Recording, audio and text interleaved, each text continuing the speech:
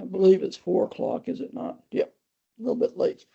All right, I'd like to call this meeting to order.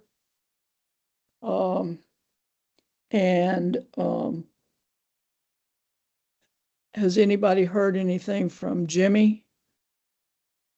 Ray will be a little bit late. He told me he would have to drive from Brevard. So I haven't heard anything from Jimmy. So we still have a quorum. And Tammy says I haven't heard anything either.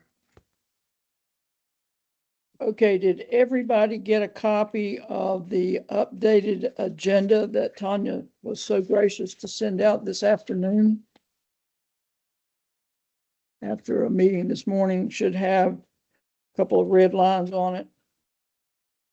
Everybody get that? Yes. Okay. Did everybody get your minutes from our last meeting, which was December 4th? Yes.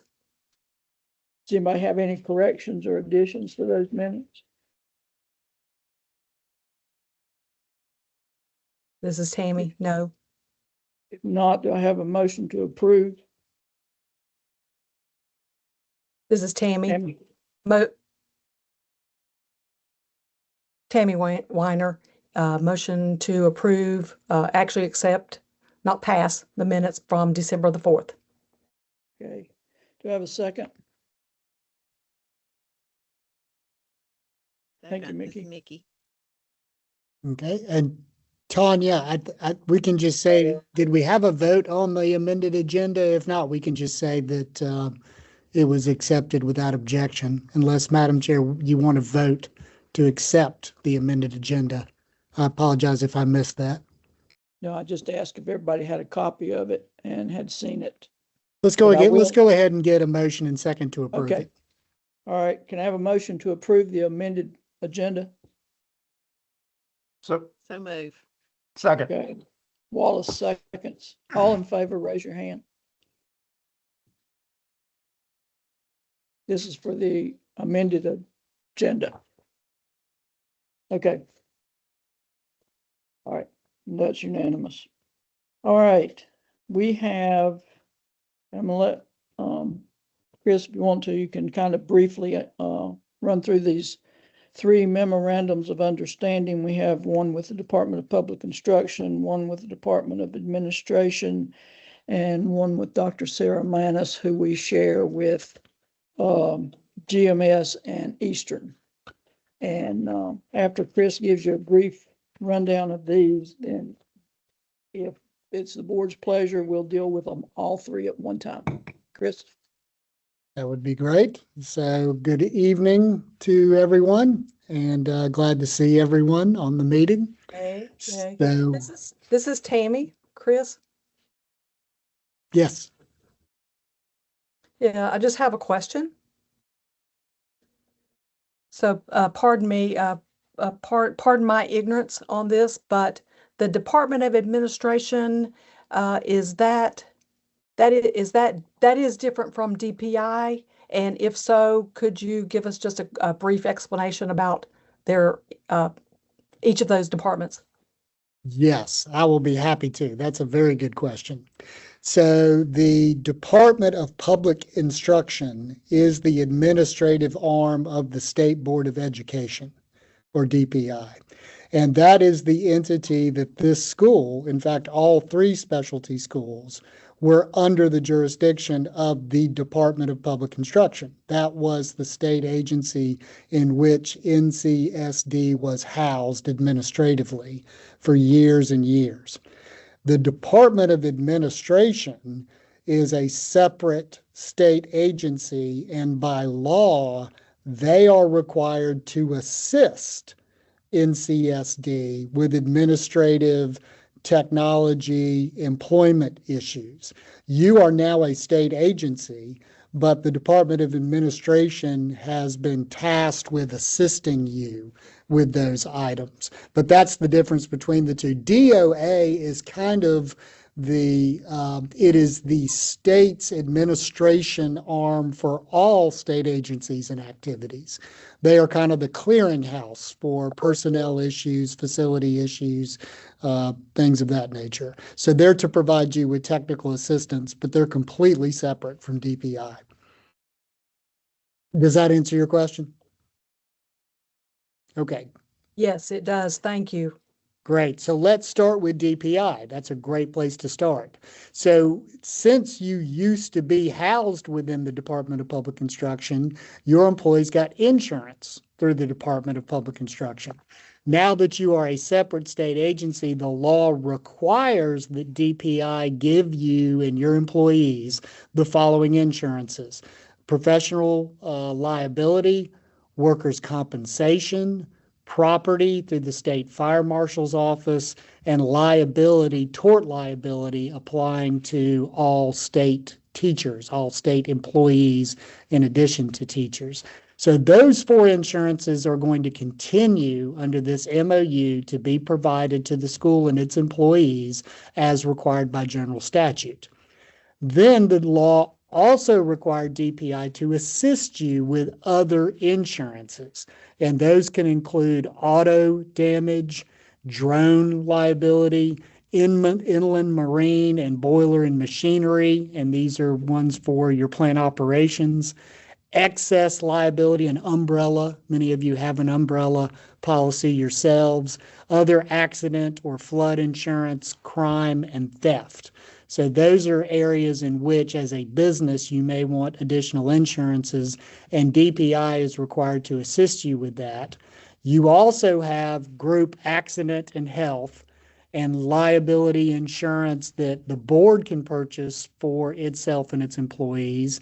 And finally, you can have directors and officers insurance, and you do right now have directors and officers, which covers you as trustees.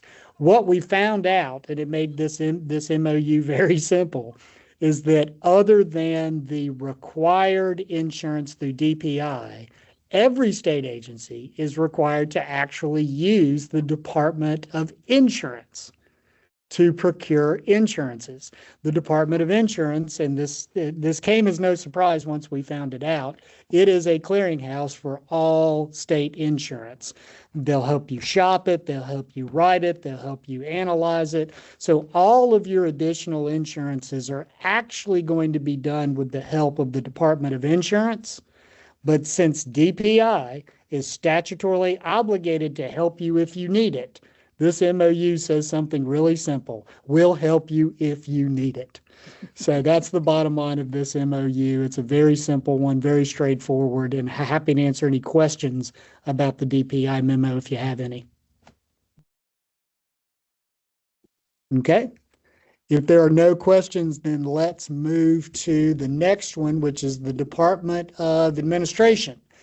And again, as I said in the preamble a minute ago, in relation to Tammy's question, DOA, or the Department of Administration, is statutorily required to provide you with business technical support, budget support, purchasing support, accounts payable, reporting and reconciliations, human resources support, and some technology support, but not technology procurement. They're not responsible for helping you actually procure your technology needs. Well, long story short, the statute was silent about whether or not DOA got paid for any of this support. So what held this up for a very long time was trying to work that out. You and the other two specialty schools were given additional money, I believe, Dr. Todd, $100,000 from the state as part of making sure that you were able to meet your business obligations. And DOA felt very strongly that this is something they are paid to do for other entities. They do not have the resources, the manpower, and the budget to do all these things for you. So they wanted to discuss a payment that was negotiated, that was worked out between the directors, and the amount is $60,000. And the important takeaway is that you are paying that $60,000, but that is going to be revisited after 1 year so that you can see what your needs from DOA actually are. I think the hope is as your folks get more and more independent as a state agency, they will need less and less help from DOA, and DOA is certainly happy to decrease that amount based on the actual need that you have. So I'll stop there, and before answering any questions, I want to make sure that Dr. Todd has an opportunity to say anything she wants to say about the DOA memo. This is Dr. Todd. No, I think that covered everything, Chris. Yeah. They are supporting our HR operations and our budget administration. So we do expect that potentially to decrease the amount as our people are being able to take back over those functions. Any questions?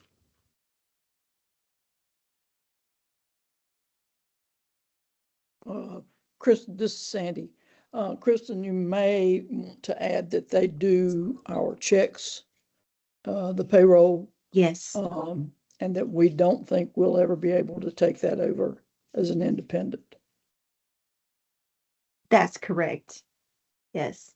That would be some of the functions that would remain under their administration, writing the checks. Yes, would be one of those things. But I would say there really is a lot of things that are included with the business and finance department that that Hannah is doing a wonderful job with and has been able to learn those things and pick that up. And as continues to take training, able to take those functions back into what she's doing. But then, yes, there are some of those things that they will still do, but we expect for us to be able to take on more and more of those responsibilities. And this is Tammy. Wallace, I believe I think Wallace had his hand up. Wallace? You're on mute. Just to confirm, the 60,000, that's an annual amount for the DOA MOU. And that's for the current fiscal year to be revisited next year. And is it? Dr. Todd saying yes, yes. Is it being prorated at all for the current fiscal year? Because I don't know that they were helping us for the full year. Or maybe that's not fair.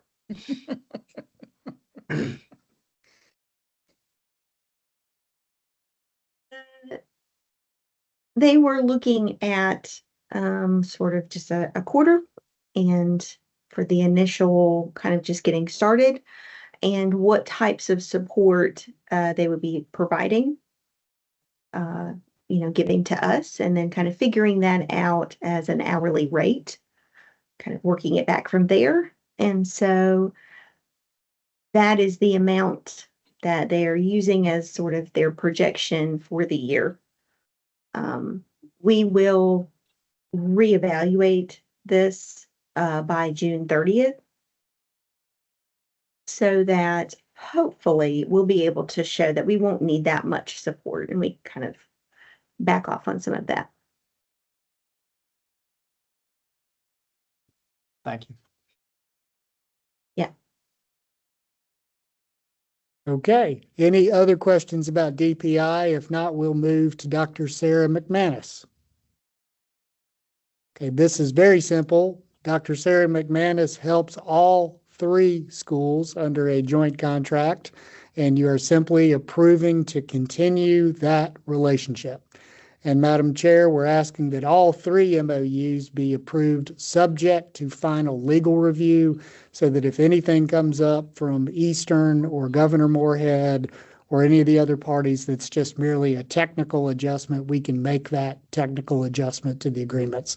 So you could entertain a motion separately or all 3 agreements subject to final legal review.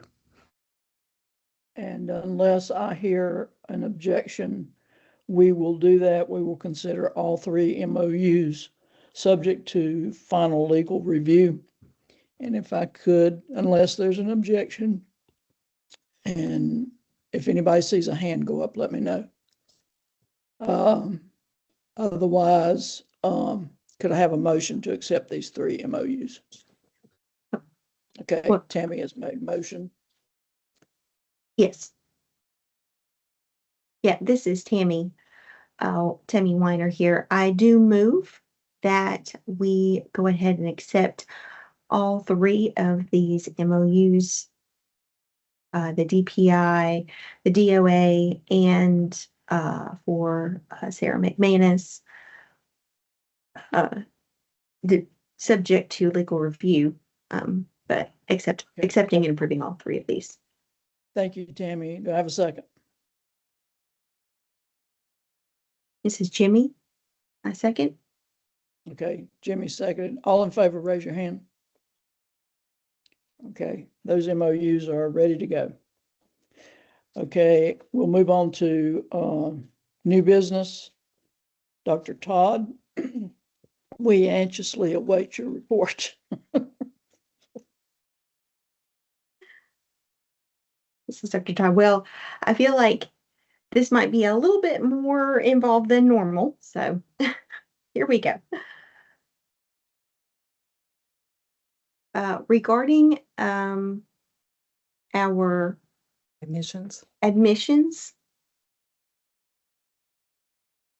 from December 1st, our count of students is at 60.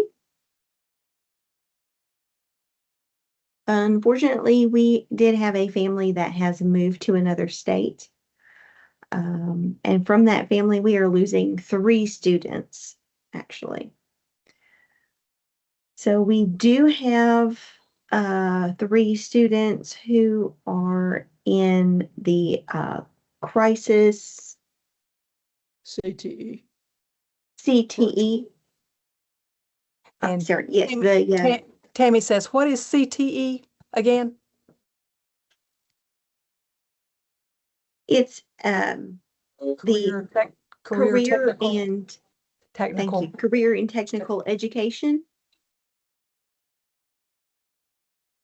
And that is virtual, so it is not in person. It is done virtually, and that is led by our teachers here. So those 3 students are from Guilford County. We also have 1 student that is from Burke County. And they are receiving support as well from sort of kind of starting with a deaf mentor in their school. And then we've so with all of that, I would say we total at 61 if you're counting all of those programs and students that we're working with. We do have 12 potential students. Half of those 12, or you could say 6 of those 12, are either preschool or kindergarten age. So that would bring our totals up, but that is our current student body count as of right now. Next, in regards to our working MOU with and collaboration with Western Carolina.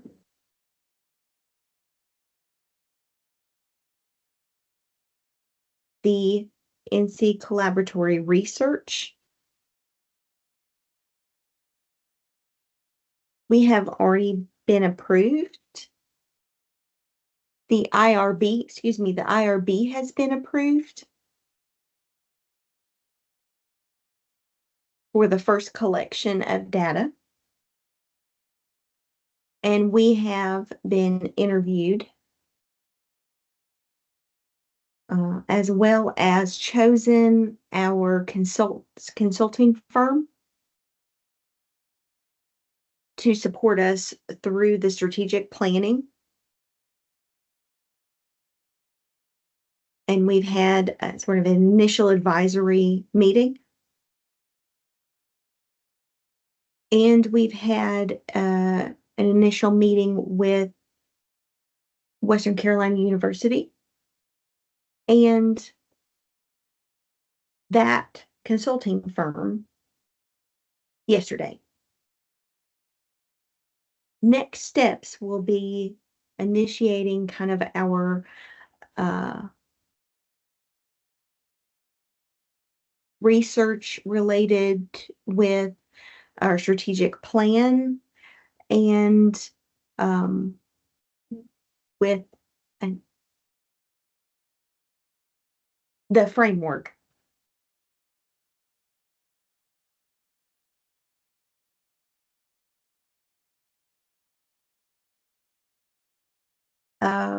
Next, we're looking at outreach. So we have members of our language equivalency department that have been visiting the Tennessee School for the Deaf in Knoxville.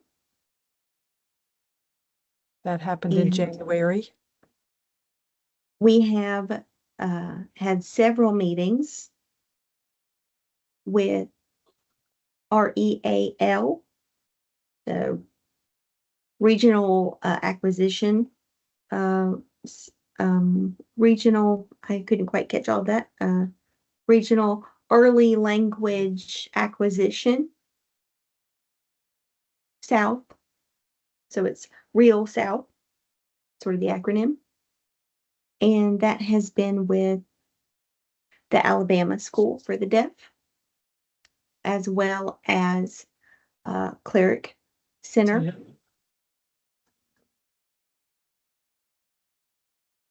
We also have had meetings with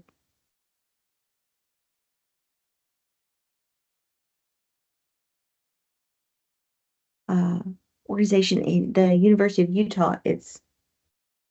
I'm sorry, SKIH. SKIH. And they will be sort of giving us our training for the deaf mentorship program. And we have 15 positions that are available for that training. And we are planning to invite ENCSD and potentially DSDHH to be a part of this with us. Because we would like to go ahead and set up sort of a statewide deaf mentorship program. And we would like to have that collaborative support. Sort of our sister school, for our sister school as well.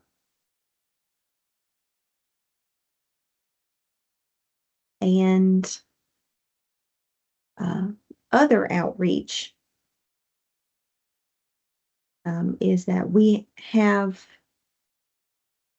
our motto, we have our Languages Light family event. It's a play event for babies up to 5, so birth to 5.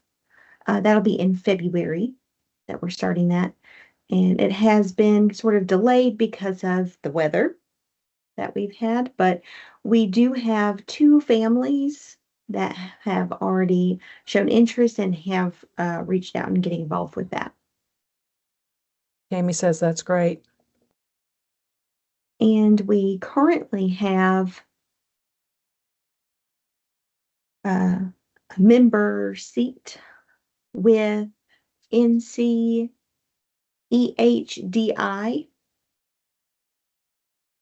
which is the Early Hearing Detection Intervention Advisory Committee. And we just had that meeting in January, and I, as well as the superintendent from the Eastern School, we've been added to that committee, and so we're very excited for that. And also, we have, again, related to the outreach, we have the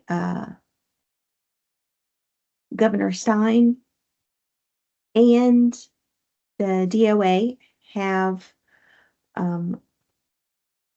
set up or created a new committee for access, accessibility, and Dr. Jordan Wright will be representing NCSD on that committee, as well as the deaf community. And let me think. In regards to our capital project and facility maintenance, the superintendent's house has had work beginning already. They have been doing some demolition, removing the asbestos. And we have a monthly progress report meeting with that. The chapel program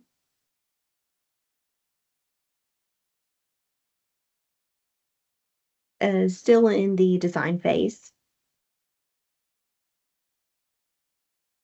And Drew kind of reported on that as far as the designer has not actually kind of gotten back or, kind of given a report. But the state contractor's office has had some concerns that either maybe Trying to get that refocusing. designer to be a little more responsive. Okay. And in doing that, they're hoping to meet with that designer every 2 weeks to sort of keep things on track and moving forward. And then finally, we have the combined project that is the athletic field and the outside lights and the repaving and all of that. And so the design has been submitted it has to be submitted by the end of February. And then after that, we'll be able to start taking bids. And then I think that's it from me. That's a lot. And this is Tammy? Yeah, This is Tammy? this is Tammy here. Yeah.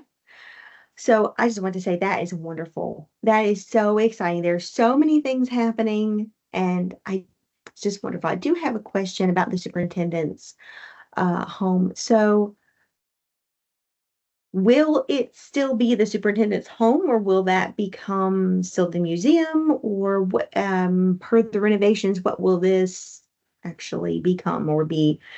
Or is it, and the same thing with the chapel, is that still going to be a chapel? Dr. Todd saying, both of those buildings will become places that we can have formal meetings or trainings, things like that. Tammy saying that's wonderful.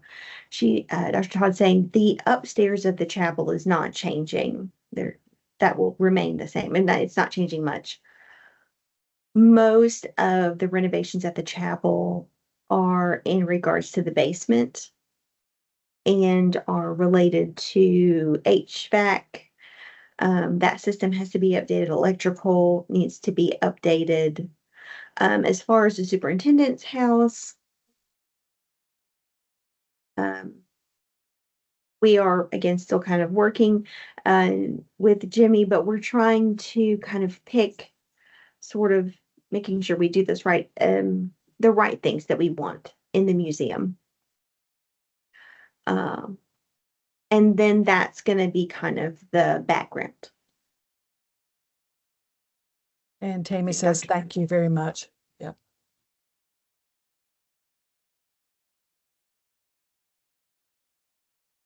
Thank you, Dr. Todd. That is quite a report, and congratulations.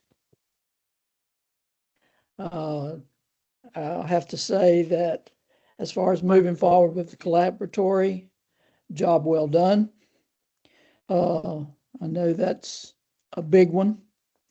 And moving ahead with the deaf mentorship, that's a job well done. And being able, Thank you. It's being able- exciting. It is it is exciting. exciting. Yes, it is. And I'm very glad to hear all that. So does anybody have anything they want to ask Dr. Todd before we go on? Okay. Nobody sees any hands in the air, do they? Okay. This is Dr. Tate. I actually do have one thing. I do have a question. Okay. So I know with the recent weather that we've been having, snow, ice, etc., has that caused any problems with the students, families, anything going on, anything that folks need help with that we need to know about? How has that affected the school schedule, and what will the school schedule look like from here on out? Yeah, thank you, Candace. I forgot to mention that part. Thank you for bringing that up. This is Dr. Todd. So we haven't heard from any of our families about any specific needs that they may have. We did reach out to our families. We got some feedback from some families, and like we'll make a final decision on Wednesday. That's what we've done, because the families, really, because of the bus system and everything. So we're waiting on the families, and the families can't drive to our bus stops. So we've got a lot of families like in the Charlotte area, for example, some in the Lexington area.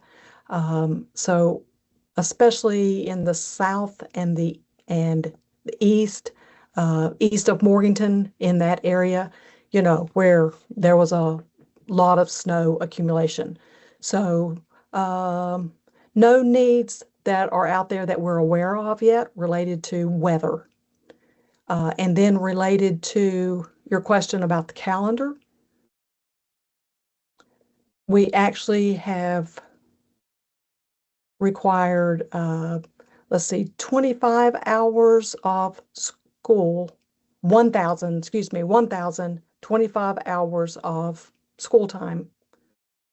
And we already have more Built in. Yeah, more built in.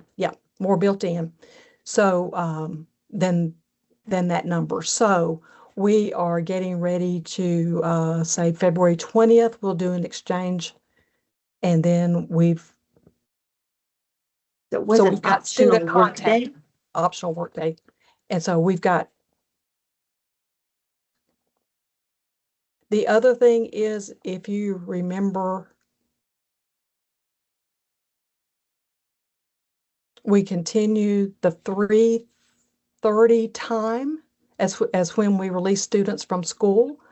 But between 3 and 3:30, we've been doing club activities, different types of activities, enrichment programs.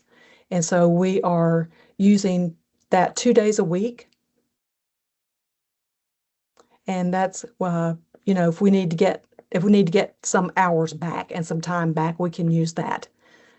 So right now we are in good shape still. Dr. Tate says, thank you. Yes, good. So one follow-up on that.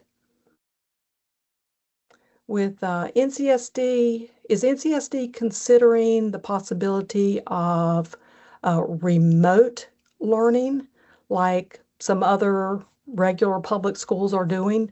I don't know if that's a possibility. Have you all thought about that? Yes, that's something that we can do. And as far as the remote learning plan, we've got to get approval, but there are several staff who do that, can do that for next year. I told staff, if you want to think about that for next year, but you know what? If we plan it, we won't need it next year. That's exactly what will happen. You'll see. That's what will happen. Dr. Tate, yes, thank you, Dr. Todd. Appreciate that. Okay, I see Ray has his hand up. I'm going to let Jimmy go first. You go, Jimmy. Okay. Jimmy?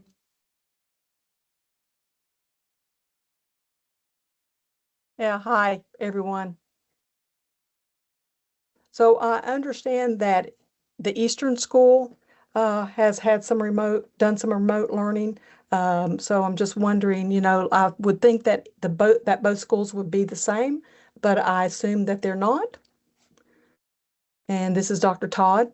The only requirement is that with remote learning plan that remote learning plan has to be approved. And, we discussed it in the past, but we really value our in-person time with our students. And if any of you have, as we went through COVID, you all experienced that, so remote learning is a struggle. It's a good thing to have if we need it, but we do value our in-person time with our students, and right now we're okay and we're meeting our requirements that way, so we're fine. And this is Ray. Just wanted to add one thing. With remote learning, I know it can be a challenge, and at the college level, we don't really do remote learning because if you've got a power outage, then you've got an issue. You might have 2 students show up, the others can't. So you've got that imbalance of student class time. Some students have access, some students don't. So remote learning can definitely be a challenge. And I would just throw that out there as a challenge, something to think about. And then maybe having a remote learning plan in place, and then if you need it, then you've got it. I know, like the school here, we've had a measles outbreak, and the school closed for 21 days. So, of course, remote learning there. So we've got to kind of look ahead and realize that things like that can happen that's going to affect an entire school. But that is something to consider, I would imagine.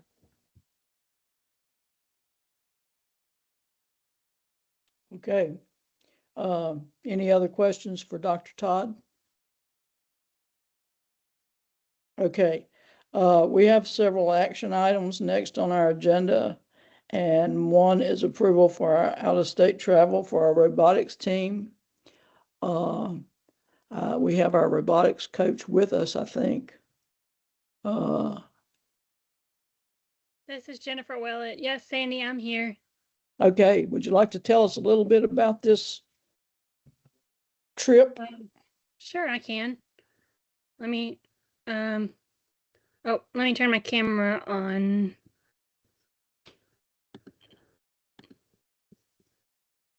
Oh, well. Not sure how to. I got disabled and now it's not letting me turn it on now. We have the interpreters and we can hear you. Okay. Okay, I guess I'll just talk then. So I've been the robotics coach since Jeff Lentz retired. And he, left some pretty big shoes to fill. But I'm excited that we've been able to keep the program running. Last year, we were very fortunate that our robotics competitions were all pretty close by. We went to South Carolina and to Georgia. But this year, the competition is in Colorado. So we're going to have to travel pretty far out of state. But our students have been using the time that Kristen was talking about, 2 days a week. We have high school practice 1 day a week and middle school practice 1 day a week. We've been practicing for about an hour from 3 to 4, and we just changed it to have practice from 3 to 5. That was prior to all the ice and the snow. So, but they've been working really hard. So the competition that we like to try to attend to, if we're able to, is the NRSC competitions, and also the drone competitions. And they're all occurring together this year in Colorado Springs, Colorado, and that will be at the end of April. So that would involve high school teams that are the drone robotics. And then we have the VEX IQ, which would be middle school students.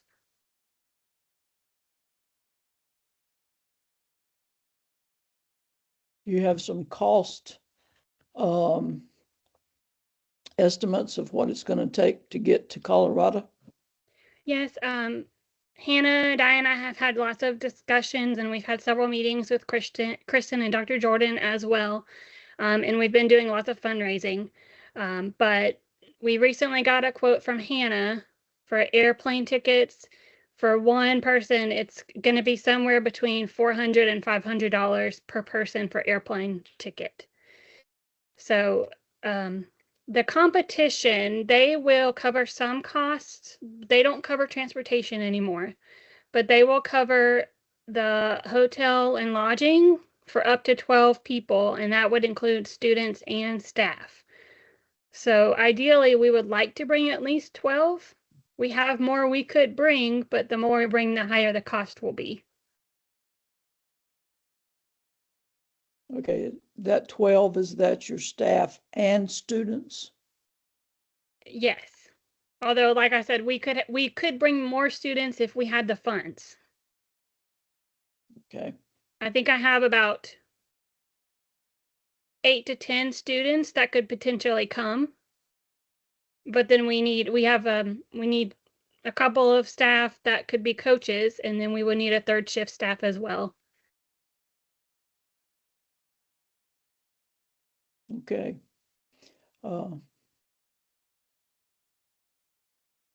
Let our interpreters get switched. We're good. Okay. Anything else you want to add to that, Jennifer? I know that it's a great opportunity for the students, and I know that you guys have always been very supportive of the robotics. I think, it's a great opportunity for them to go and put into practice all the skills they've been working on all year with teamwork, with project planning, problem solving. And it's also a great opportunity for them to interact with students from other deaf schools. So. Okay, so Dr. Kristen, Todd's got her hand up. Also, for the board, we need approval for the students to travel out of state as well. We need that approval from you as the board. On the school level, we've had discussions with Hannah and, budgeting and what this would look like financially as far as like doing these different things and what we would need to be able to help the robotics team, be able to do this. But to get the formal approval from the board for our students to leave the state is something we would still need from you guys. okay. Wallace, you got a question? Hi, it's Wallace. So I guess a two-part question. One is you mentioned the cost of airfare per ticket and possibly needing to cover hotel accommodations if we have more than 12.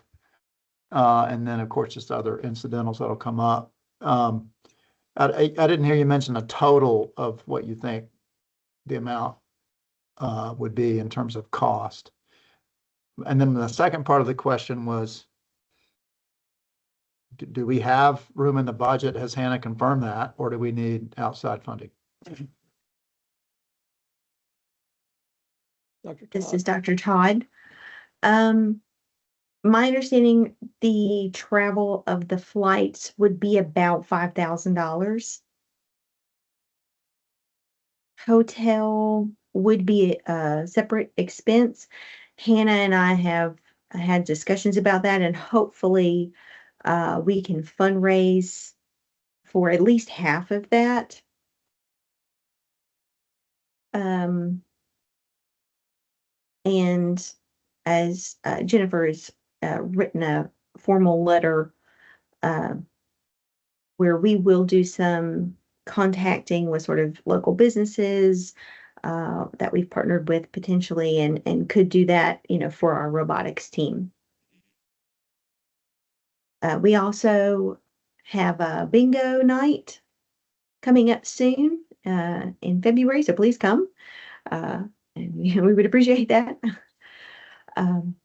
But we are trying our best to work with the state funds that we have in the budget, because we know that it is tight. Jimmy? Okay, so I've got a couple of things as well. I was wondering, when is the competition exactly, you said? When would that be coming up? Dr. Todd saying, Jennifer, you said April, is it 16th? This is Jennifer Willett. Jen- The competition dates are April 20th, I believe. The 20th to the 27th would be when we would be there. And just to add a little bit to what Kristen was saying about fundraising, we do have the bingo night, so yes, please come. It's going to be fabulous.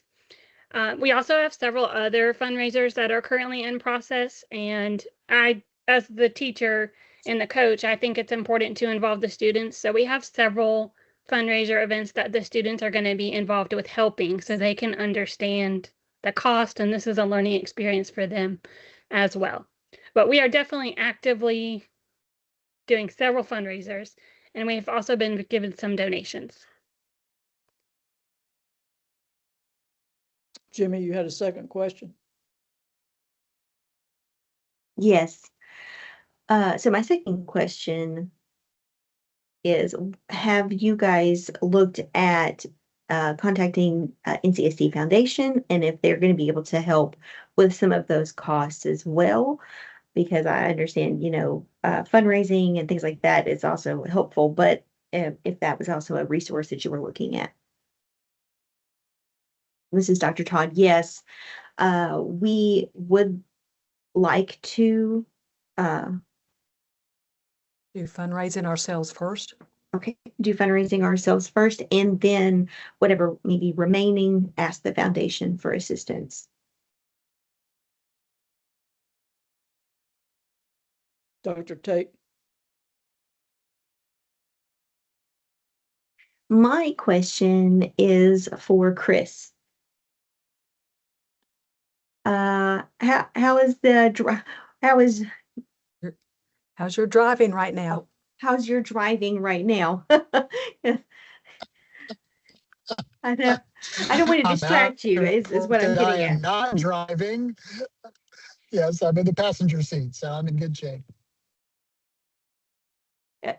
Okay. So my question. Yes, on my way to Chapel Hill for a presentation. So my wife is driving.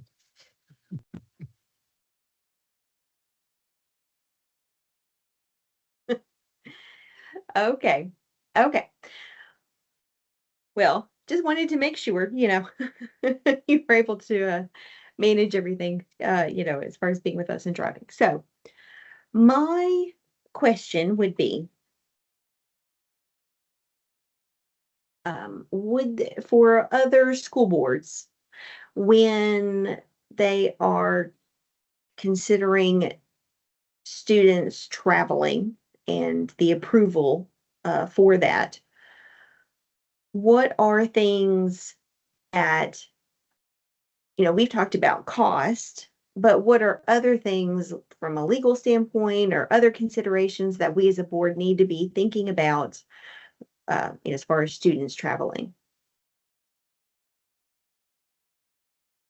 So there, in general, is not any additional liability to the school simply because travel is involved. In other words, there are inherent risks with driving somewhere, with flying, all of those things.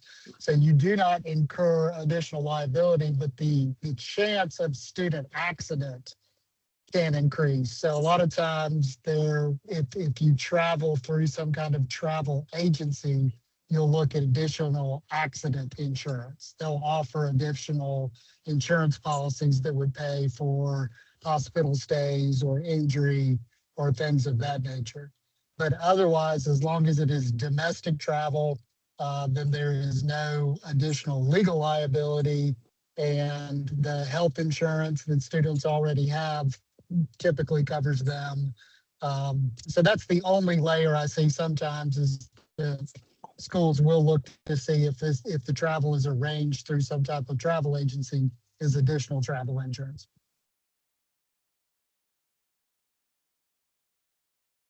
Okay.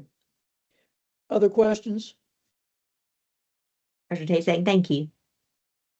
If not, are we ready to entertain a motion to approve the travel for our robotics team?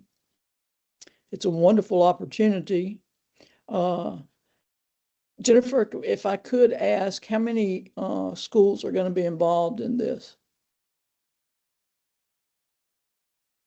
Yes, this is Jennifer. Sandy, I'm not sure how many schools will be involved this year. I know last year there was about 29 or 30 schools, I believe, that attended the competition. And I did forget to mention, last year our middle school team won an award. So there's a lot for the students to experience from this opportunity. Well, we're always proud when our students bring back awards, but I also think just competing and being out with other schools is a very valuable experience. And very proud to see our kids doing that. So I'm ready to entertain a motion for approval for our robotics team to go to Colorado and come back.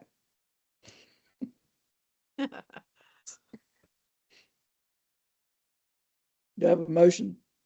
Does anybody see a hand up? Wallace? Wallace. And Tammy second. Okay. Any more discussion on that?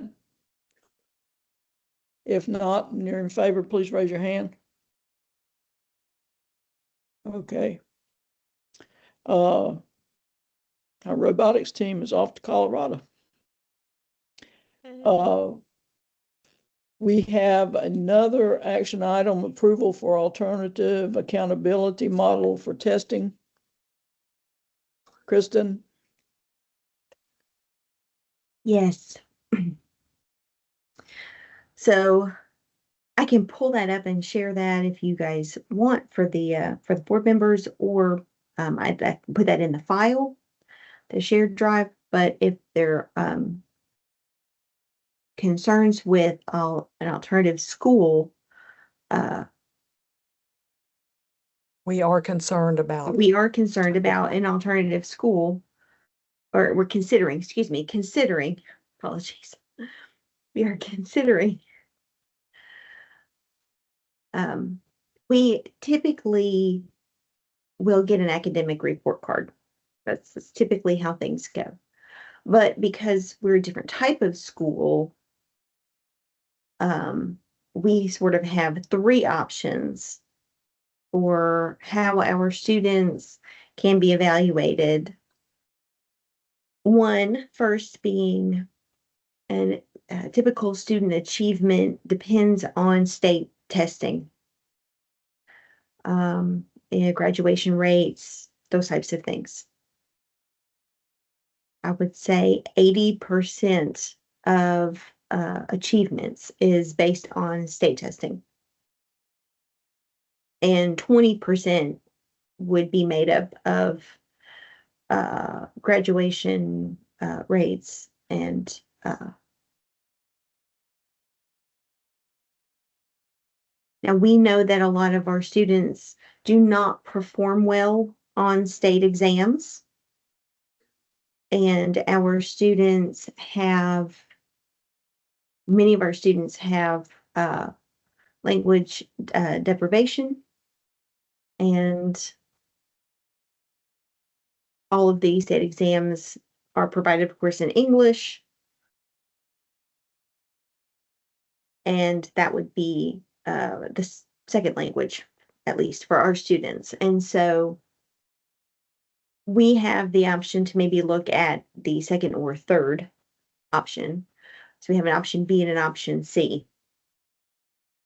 If you'll bear with me just 1 second, I'm going to pull this up.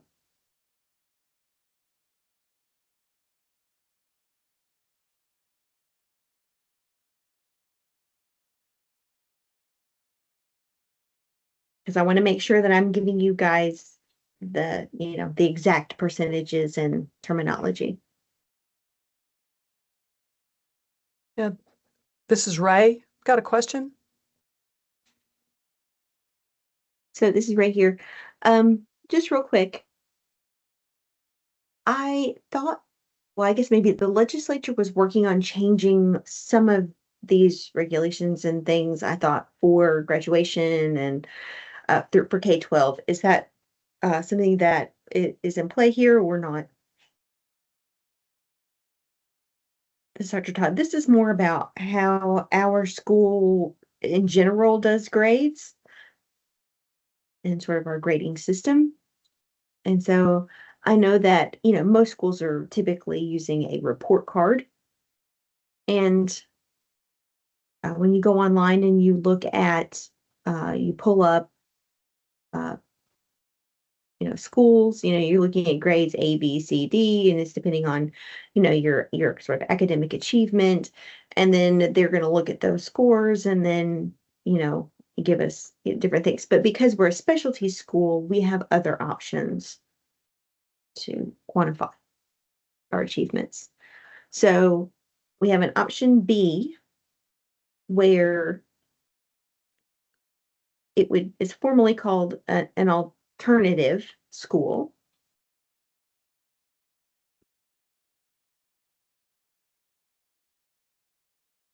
And that is looking at student achievements with a different percentage rate, not a 90-20. 80-20, 80-20. But more of a 50-50.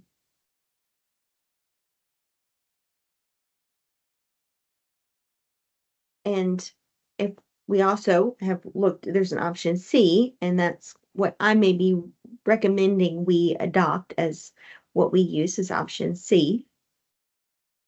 And that would mean that we make those determinations ourselves based on our own evaluations for our students. These would include things like language interventions, their ASL improvement,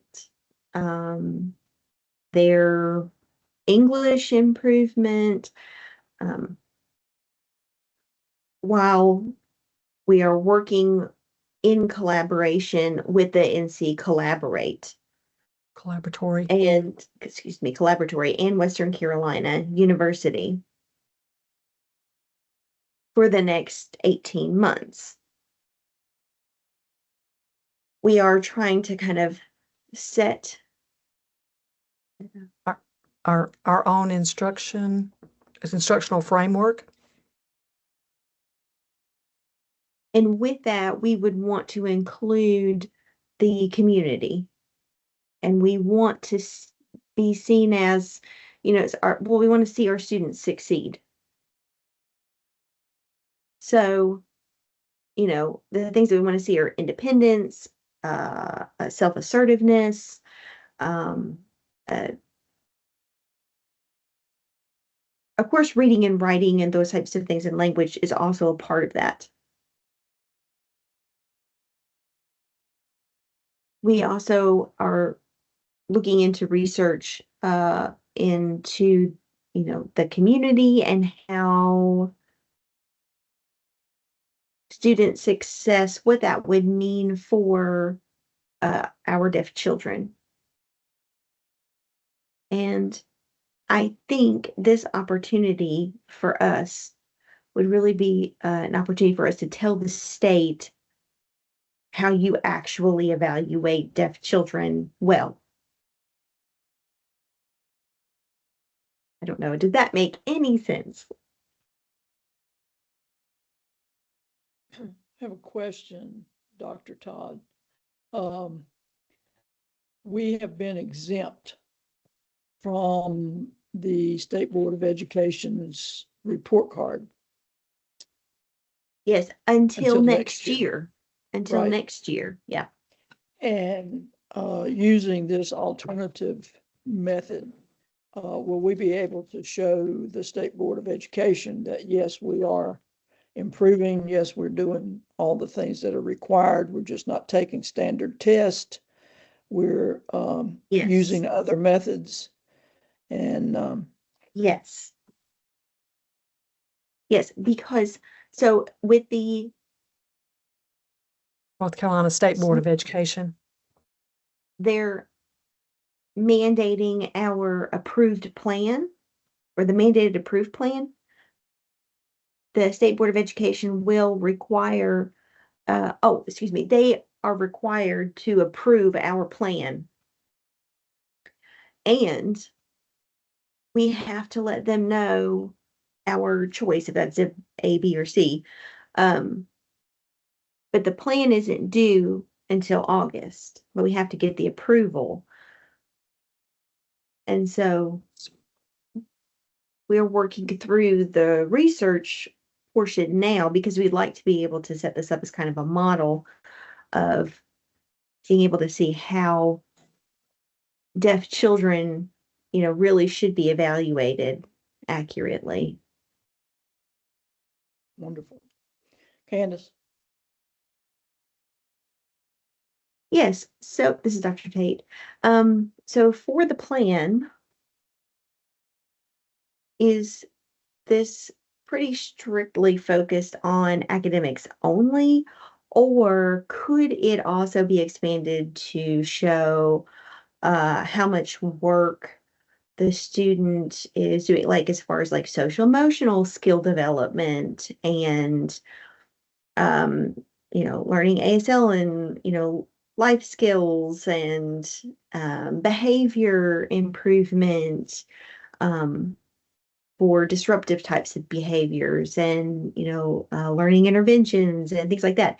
It's going to be able to show the state a broader picture of those types of things, correct? Dr. Todd saying yes, exactly.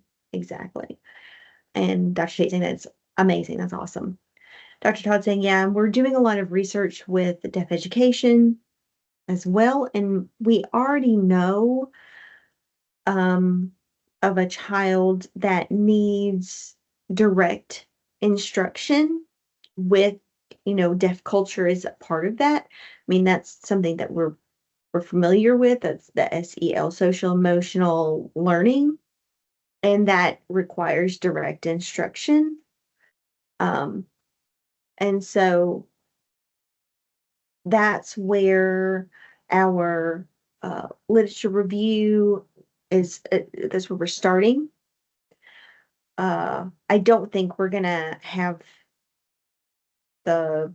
It's not going to be easy to just create this whole plan, um, but while we're working on our instructional framework or whatever, maybe there's something we can do alongside of, sort of congruently working with these. Okay, let the interpreter switch, and then I've got a question from Wallace. Go ahead. Wallace? You got a question? It's Wallace. Question. since we're talking about an alternative accountability system for a specialty school for the deaf, is the idea that we would coordinate with the Eastern School and would be synced up, or how are we thinking about that? Yeah, this is Dr. Todd. So we would be deciding that on our own. It would be only for our school.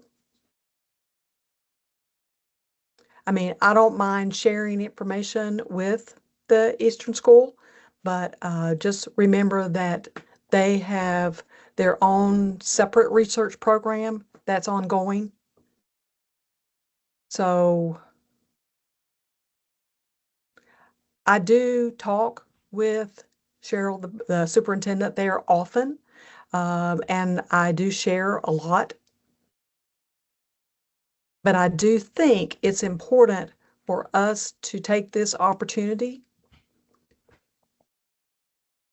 and go with option C. And sounds like show some leadership. Yes, definitely that. Yes.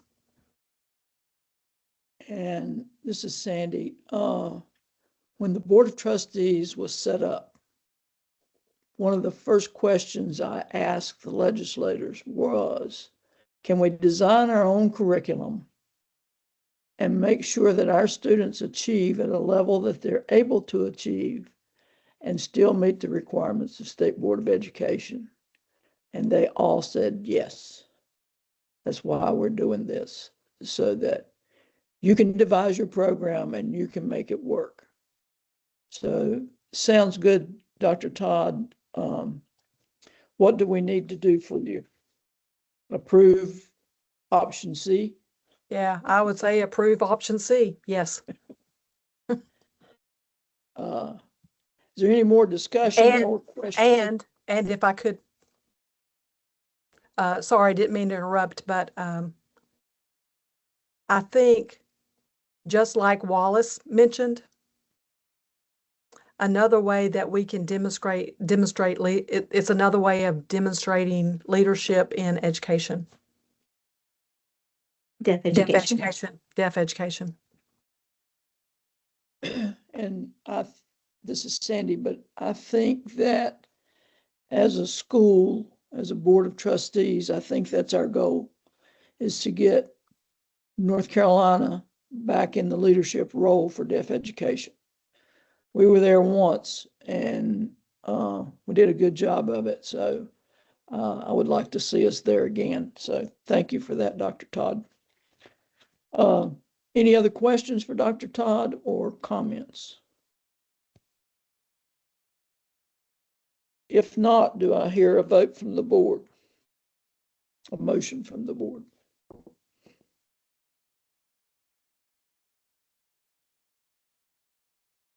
This is Tammy. Tammy. Yeah, this is Tammy. I'm not sure what language you want to put in that motion, but I make a motion. Well, let me just say I move to approve the alternative accountability model for testing for our students. Is that the language you'd like to have in that motion? And option C, I guess we have to put. Oh, and option C. Yes. Option C. Yes. Perfect. Is that adequate, Dr. Todd? Okay. Yes. Yes. Okay, do I have a second?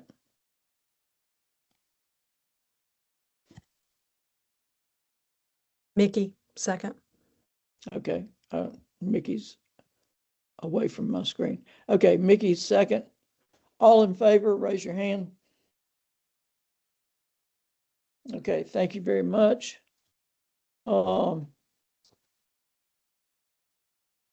So our next action item is one that I think a lot of people may be happy about. When we did our board policy, we did our committees board-based. All of the committees that were working within the school structure were all board-based, board-appointed school committees. And when we wrote our policy for 4 committees to actually be board-based, and that was marketing, HR, policies, and business and finance. And I would like to ask the board to approve that we transition to those 4 major committees for board-based committees, and all other committees that have been established, such as student behavior health, student life, academic curriculum, and outreach, all become school-based committees. Now, you may ask me what that means, but that means that they would not have to do, Tanya would not have to do a 48-hour notice. They wouldn't have to abide by the same strict guidelines as the board, and they would be school directed. And Kristen would be the one to appoint members to those committees. And I see Chris has got his hand up, so before I put my foot any farther down my throat, I'm going to let him talk. Thank you, Madam Chair, and everything you said was perfect, in fact. Okay. I just wanted to go ahead and answer what I know would come up, and that is by moving these to school committees, they are not public bodies anymore, so you will not have to notice them and keep minutes under the open meetings law. However, that also means that a majority of the board cannot attend. Because of course, if a majority of the board attends any meeting, then that becomes a public meeting. So there's nothing wrong with Dr. Todd and her staff having a board member come to share some information, or if a board member wanted to have a particular interest. To make it simple, we only have obviously 5 voting members, but I would just keep it simple and say no more than 2 board members, whether the board members are voting or non-voting at any time. I think if we just keep it to no more than 2 board members, then we are fine for those to be school committees that are not subject to the open meetings law. Thank you And very if I much. could, while I have the floor, I know you're probably going to say this, but wanted to make sure you do say it because I'll echo it. This is to be celebrated. This is exactly where y'all wanted to get, where the board got educated, but then you turned all of the day-to-day operations of the school back over to the administration, with the board committees only doing the big ticket items.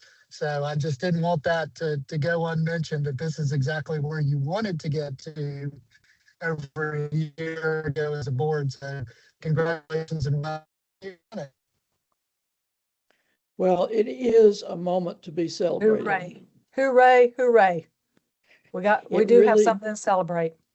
It really is, because this is where we are supposed to be as a board of trustees. This is what we've worked for 3 years now, and it just feels good. It feels, like I told Chris this afternoon, it feels normal. So I need a motion and a second to change these committees over.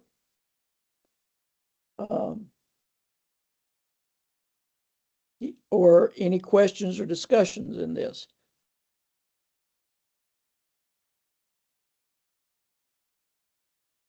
Flipping back And I forth think so I think the motion could simply be to limit the official board committees to the 4 committees you mentioned.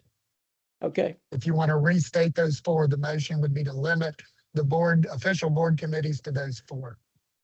and those are marketing, HR, business and finance, and policies.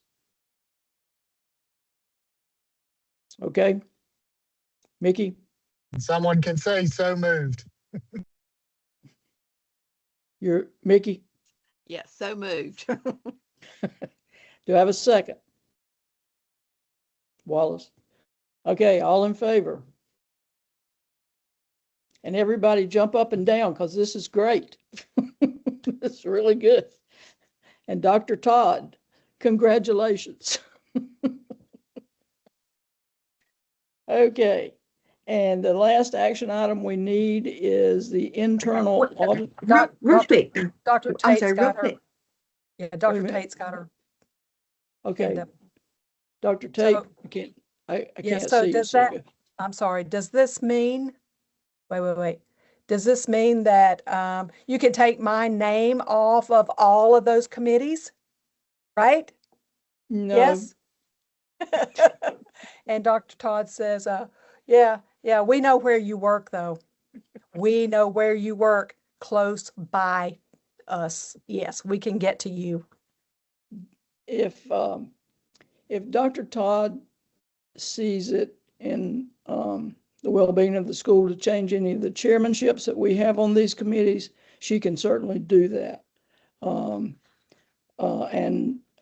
until she gets some free time and quiet time to think about those kinds of things, we will go about business as usual. It just is, we will not have to do notification, and we don't want more than 2 board members in any meeting.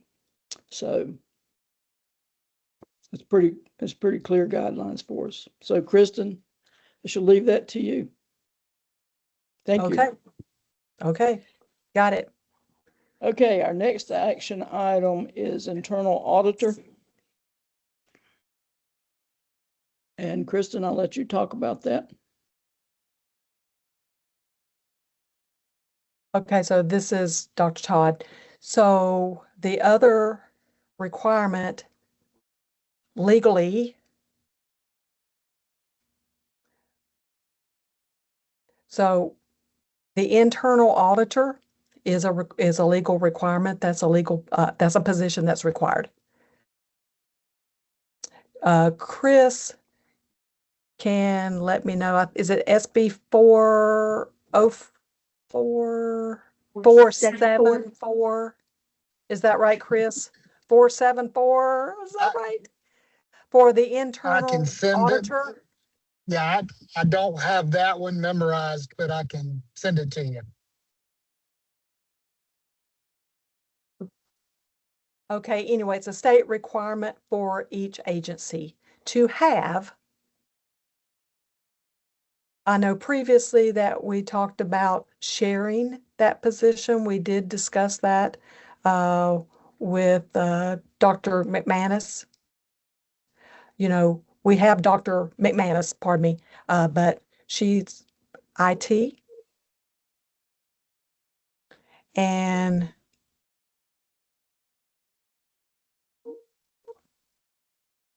so a lot of her work is Remote. is It's remote. done It's online. remote. It's done remote. Yes. But we are considering that maybe we would like to post our own position for an internal auditor. And we are looking at around 20 hours per week. So it would be like a half position, 0.5 FTE. So the reason would be because so we've got people based in Raleigh who tend to have done that. Really, they don't have, well, let's say, a connection with Morganton. They don't have a connection with our school, with our campus. But we need somebody who would focus on our school specifically.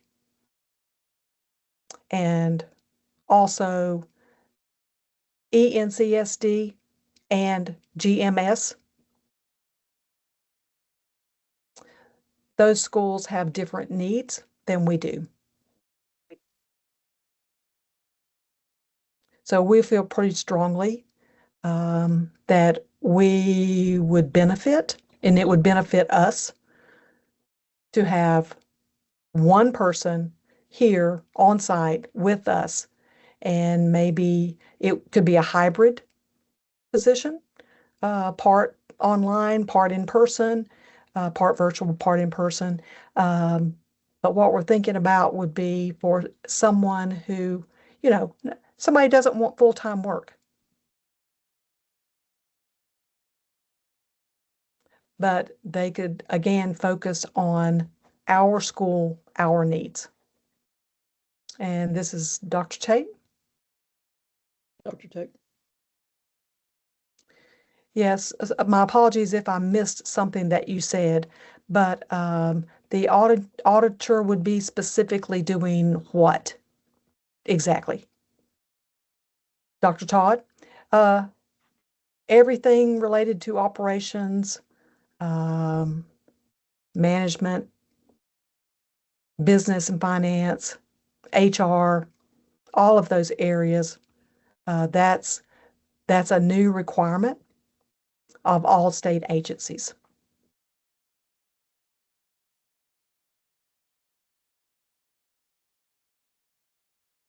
And this is Dr. Tate. Oh, okay, then. So there are a lot of possibilities there, a lot. But with HB 474, I think that's what you said, those expectations would be what exactly and what about the results? So I'm wondering, what are the expectations and results from that type of audit? So anyway, so I'm just looking forward to learning more as we go on. Wallace? Hi, it's Wallace. Maybe just a clarifying question. I don't know if this is directed to Dr. Todd or Chris, but so the purpose of the role is really just to make sure that each of the different departments is performing their jobs according to all the policies and making sure that everything's following the right procedures, policies and procedures. That's correct. This is Dr. Todd. That's correct. And this position became necessitated by our change to be a state agency. Is that right? This is Dr. Todd. It's required of all state agencies, yes. Mhm. And it's a new law. Chris? And Chris, So this is new throughout the state. North Carolina established an office called DAVE, Division of Accountability, Value, and Efficiency. And it loosely is patterned after the DOGE department at the federal level, looking at internal efficiency issues. So the DAVE Act in North Carolina requires that state agencies have this internal audit position that can have some reporting requirements, make recommendations on different cuts, looking at different things. So it is all set forth in the law, and it's really new for all of us. So the position will have to do the things that the General Assembly mandates.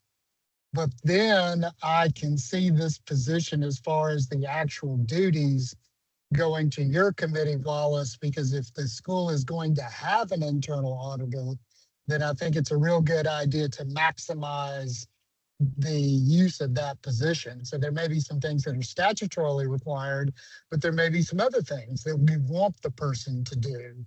And I think that is part of what Dr. Todd is thinking about, is if we have to do this, then let's have a person who's dedicated to the school, and let's maximize the productiveness of the position. So I'm not prepared to talk about job duties right now either, because this is all so new.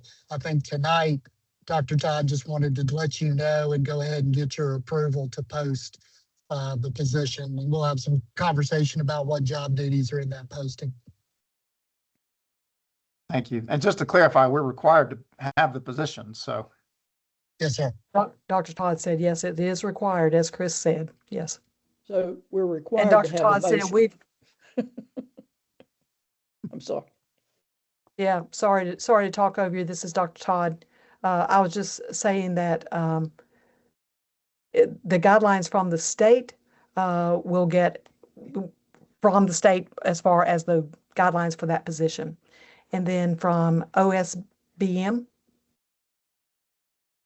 also they will give us a job description. So that way we will have that, we'll have those guidelines at that time.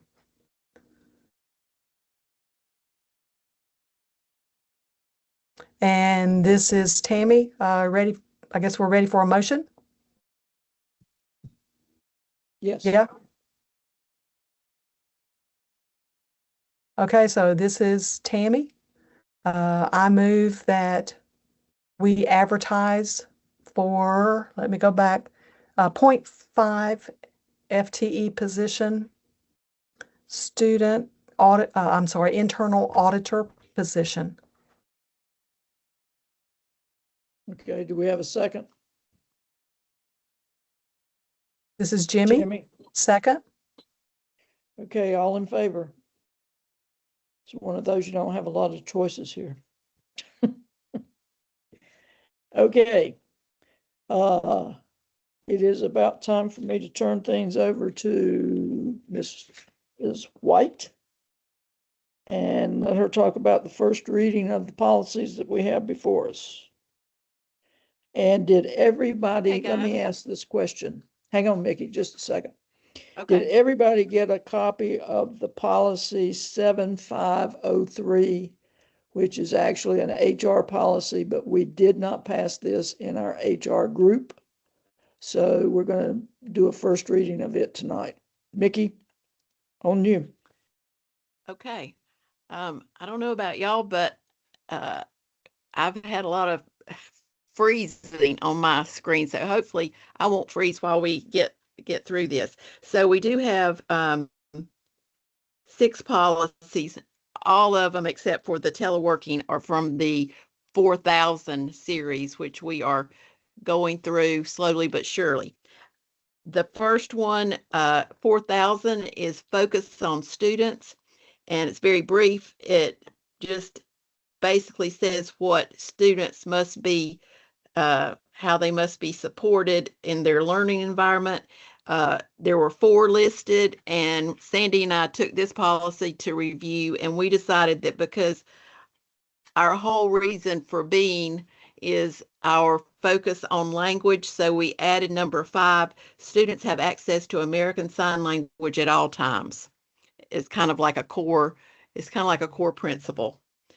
For example, number 3 says students are treated fairly. So just that's one of our core principles and beliefs, is that students will have access to their first language at all times. And if I remember my procedures correctly, we need to vote on these individually. Is that correct? This is just first reading, so we won't have to vote. Okay, we're not going to vote. We're just first reading. That's right. I'm sorry. I apologize. Dr. I'll Tate's get got this her right hand up. before I. Dr. Tate's got her Dr. hand up. Tate's got a question. Yes, Candace. Yeah, I so can't see related you, to but 4003, policy 4003. Is this the right time to talk about that now? She said, hold that. Hold that just a minute. Okay, okay. Oh, sure. Okay, Mickey, finish with this. got it. Got it. Got it. Got it. okay. And this is Tammy. I also have a question. So students should Tammy. have access to their first language. But ASL is not always their first language. So I wonder if we should say access to ASL though, That's what right? it actually does say, is students Some- have access to American Sign Language at all times. But I wonder, maybe just say ASL, not say anything about their first language, especially if that's not their first language. Yeah. Right. It doesn't say anything about first language. That was my error.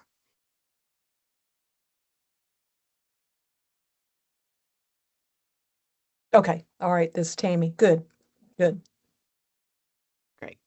Any more discussion about the focus on students policy 4000? If not, and we don't need to vote, so that will be the first reading of that policy.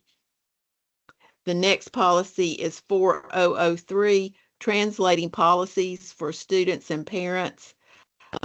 This is about making sure that all parents it, families have access and can understand the policies that are going to be applying to their children while they're in school at NCSD.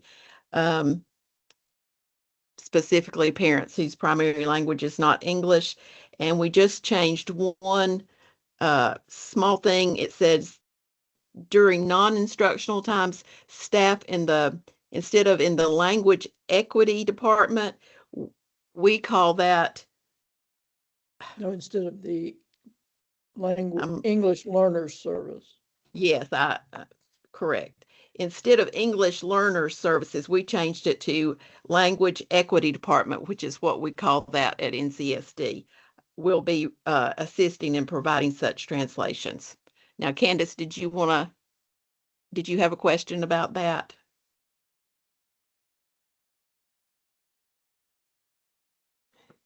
Yeah, so for this particular policy, I'm just wondering about the scope and how that is covered. Like, for example, that applies when or for English-speaking parents, not English-speaking parents. Non-English speaking. English-speaking parents, Yes. which would mean signing parents? Mhm. Yes? Yes. Spanish. Okay, okay.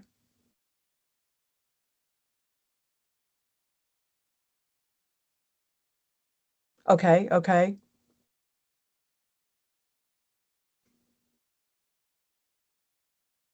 Okay, so what, let's see, Chris, were you Yes. trying to add something?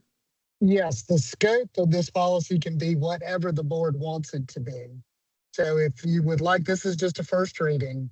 And if you would like for the board, for the committee, we can help the committee with some language that would recognize that it's for non-English speakers, and it's also, would also be other forms of communication if issues and deaf parents and others, if you want to enlarge the scope of it. I think the intent was Spanish speakers, non-English speakers, but if you the scope of it again and make that abundantly clear. And I think it's just talking about translating written. It's real. The emphasis of this policy originally was just to translate written policies into other languages. That was it. This is Mickey, but we could certainly, like Chris said, we could certainly look at it again before the second reading and see if we want to make some additions to make it more inclusive. Dr. Tate, yeah. Yeah, this is Dr. Tate. So right now, I'm just going to hold my discussion for my policy, but I'm going to keep that in mind, what we've just discussed, and see how that applies with the policies I'm looking at. So we can go ahead and continue the conversation now or later. Okay, great. So this counts as the first reading. The next policy is number 4023, pregnant and parenting students and employees, and it's quite lengthy. So we asked Ms. Wendy Helmig, our HR lead person, to look over this, and actually she only made a few additions for clarification, and those were mostly, when you look at your policy, you will see that she made additions in the section, hold on just a minute, that was related to employees and how they inform their supervisor and how they ask for special accommodations, and also about as far as their limitations in ability to do certain jobs, and also about the accommodations that will be made for a breastfeeding mother to pump milk, the place that will be provided, and the time that will be provided, and such things as that. So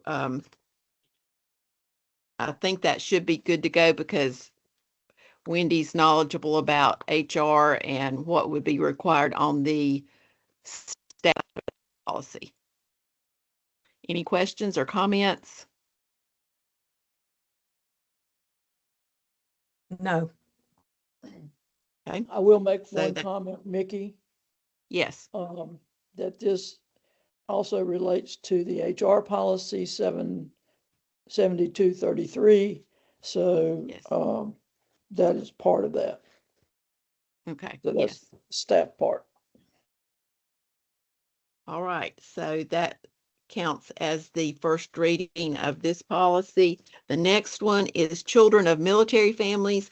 I don't know that anybody had a great deal of knowledge about this topic when Sandy and I divvy out policies to be reviewed. We try to give them to people who have some knowledge or experience in the area.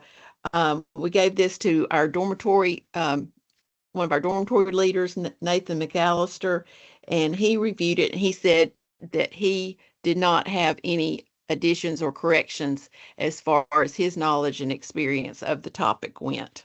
So unless there are questions or comments about children of military families at our school, I don't think we've maybe experienced that, and not in my knowledge. Kristen, Dr. Todd, have we ever had students of No. military families No. at school?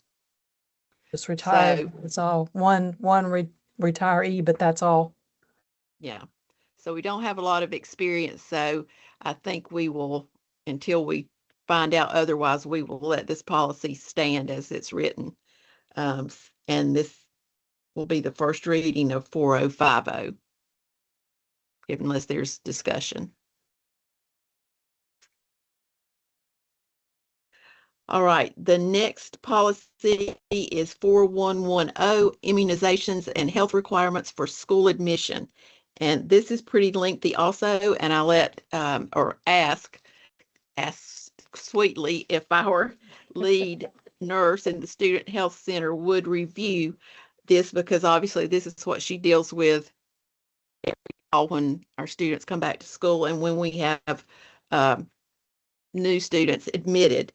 It has a lot of the requirements for immunizations, screenings, and such as that. And the only thing this policy lists the tuberculosis or TB screening test as optional. And she felt like because we are in a situation where some of our students are residential and have groups of students that not only go to school together, but sleep and eat and everything in proximity, that she felt like that the TB screening should be required. And Sandy and I talked about it. We also agreed with that. Do I have Yeah, any other Tammy says opinions? I agree. Tammy says I agree. Anybody else? If not, we will let this stand as the first reading of 4110. And lastly is the teleworking policy 7503. This is the one that's not in the 4,000s that we've been working on. Kristen has been working on this policy. Obviously, with these days of people not being able to get to work, this is an important policy. Kristen, do you have anything you'd like to sorry, Dr. Todd, I might get that one of these days. Oh, no, it's fine. You want to add or talk about this in any way? Only that this is important for us to have a first reading because we do have OSHR policy for teleworking already. And so that really should be kind of covering our 115C employees that would fall under that policy. Chris? Yes, so this policy, when you have a chance to read through it, board members, you'll see that it requires a telework agreement with the employee other than emergency circumstances, which are really deemed by the superintendent. An employee has to have prior authorization to work from home, and there has to be an agreement, and there has to be specific work that the employee is required to do. So this is not a situation where employees can, once you pass a policy, can just work from home. They have to be allowed to work from home. They have to be directed to work from home, and they have to be given a specific set of tasks to attend to. So I didn't want anyone thinking that this just was going to open the door to telework. It will be something that the superintendent will have to determine. One of the things for you, Dr. Todd, to be looking at, this policy as originally drafted by the School Boards Association envisions a superintendent and then individual school principals. So there's some authority for the superintendent and additional authority for the principal. So you want to be thinking about whether the principal should have any authority at all over teleworking, or is that something that you want to maintain as superintendent? Again, there are not multiple schools and multiple superintendents. So give some thought to that. And the budding attorney in the group, Dr. Tate, will probably want to ask me whether workers' comp applies. And yes, it does, Dr. Tate. It's a very complicated issue of whether the employee was chopping wood in the backyard or going to get a cup of coffee or otherwise engaging in work tasks. But yes, our workers' comp policy will also apply to folks if they are actually engaged in work activities while they are at home. So do give this a read and do let Dr. Todd know if you see anything in it that gives you any concern, but the administration will be in charge of whether or not employees are allowed to work from home. And this is Thank you, Sandy. Chris. I just wanted to say that Chris made a good point there, Dr. Todd. We're not a multi-school facility, and you know your employees, and I would maybe just limit that telework policy to you, and you determine whether they need to do that or not, and under what guidelines and such.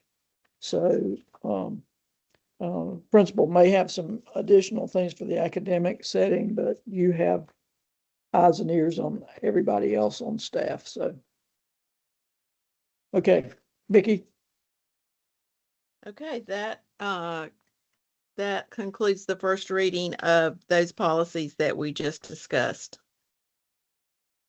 Okay, Dr. Todd, do we need to approve any of these policies before our next meeting? And this is Dr. Todd. The question really is how much more snow you think we're going to get?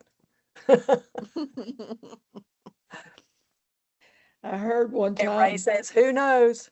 Who knows?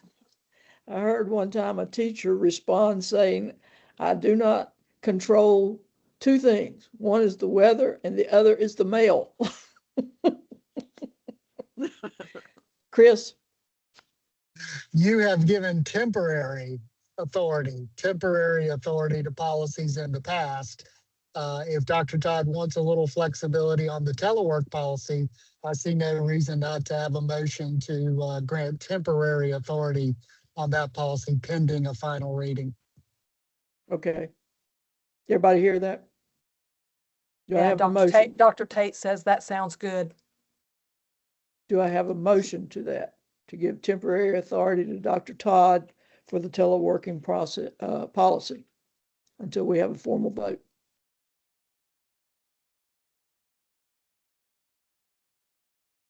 And this is Tammy.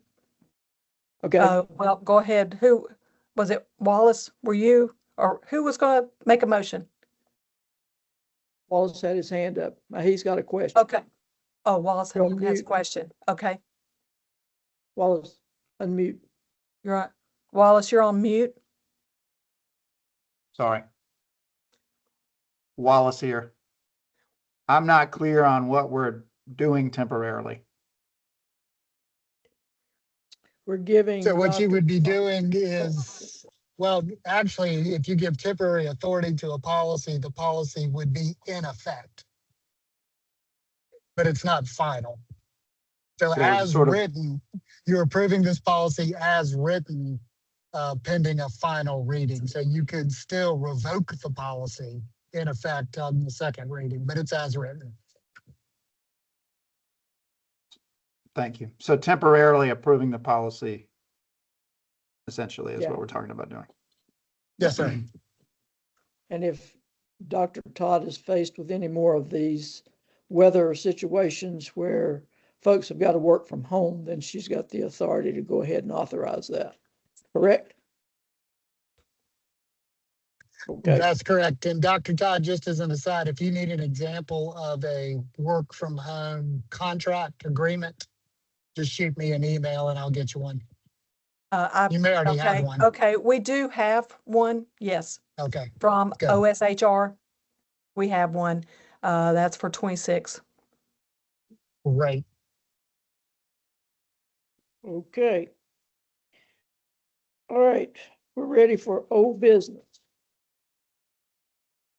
Do we need to vote on the temporary? Yes, we do. Thank you very much. Madam Vice Chair. Yeah, this is Tammy. I was thinking the same thing, Mickey. Yeah, this is Tammy. This is Tammy. Yeah, so I've got captioning here. I need to go back to the language, so hang on just one second.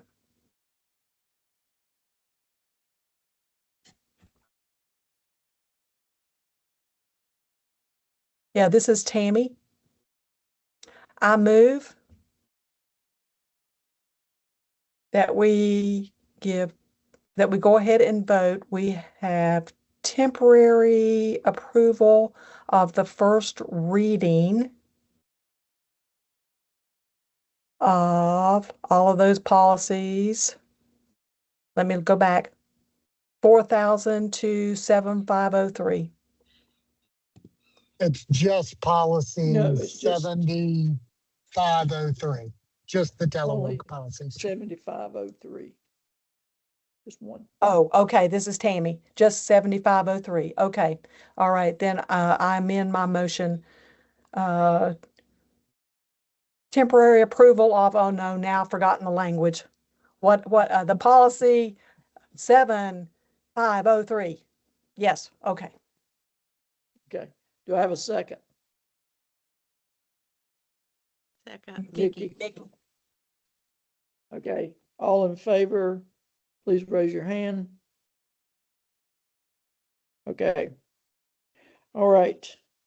Now to old business, we have several policies that have been, Ray's got his hand up. okay, I can't see Ray. Okay, thank you, Ray. Sorry, Yeah, before with we all- jump to old business, going back, this is for Chris.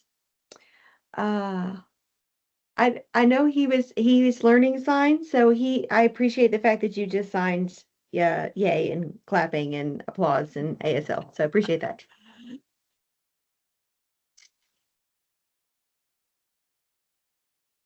Okay, Thank you. is that it? We can all give Chris one of these. Okay, we have several policies here, three that we have second reading of. The temporarily, policy 4240 was temporarily approved back in August of 2025. It is still in committee. It is still being discussed in committee. So we are going to leave that on the agenda until that comes out of committee. Correct, Dr. Tate? All right, and we have a This is second Dr. reading. Tate here. Oh, I'm sorry. This is Dr. Tate Go here. ahead. I do want to just add for Chris. I was just discussing we were just having a discussion about translating English for non-speaking parents, non-English speaking parents, translating things into their language. And I wanted to suggest that maybe we could have a discussion kind of moving forward about uh, things kind of related to this policy. For example, piloting. This one should have formal legal addendum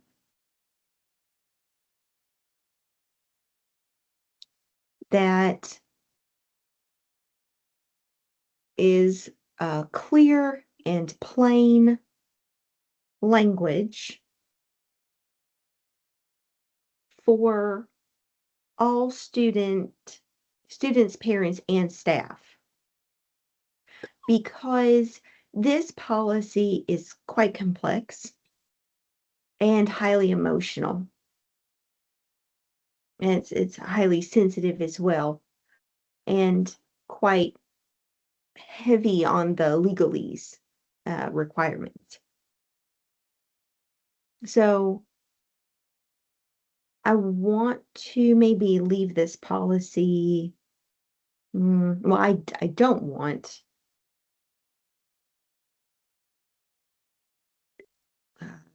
the language equity Equivalency. department to have to translate this into ASL on their own without legal consultation and guidance, having, formal legal approval kind of as an addendum for this specifically to be made available into plain English.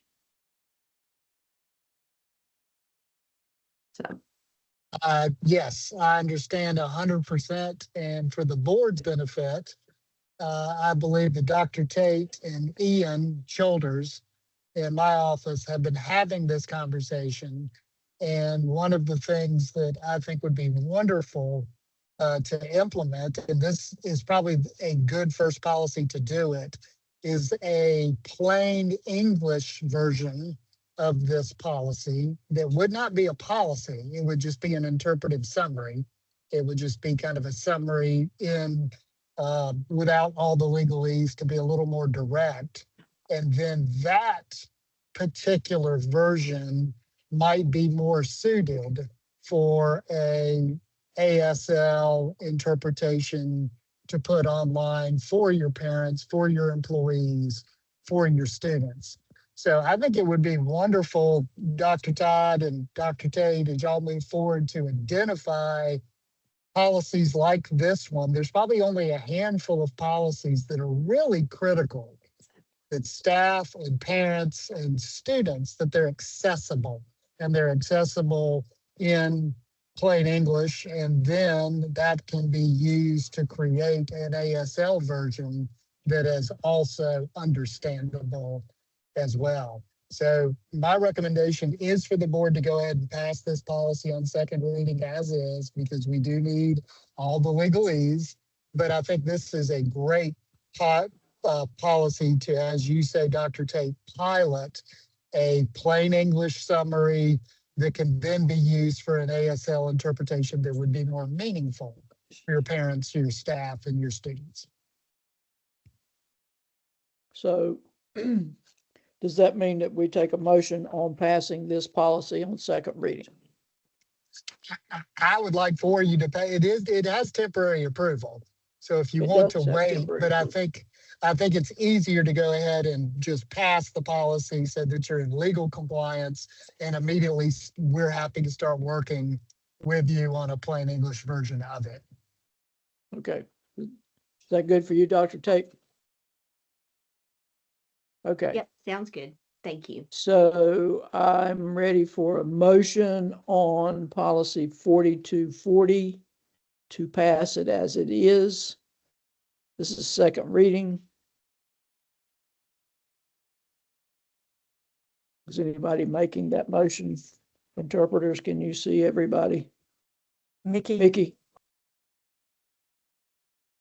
Wallace seconds. Okay, all in favor, please raise your hand. Okay, 4240 passes, and we will continue to work on some translating language for that policy. Okay, our next policy is public participation at board meetings.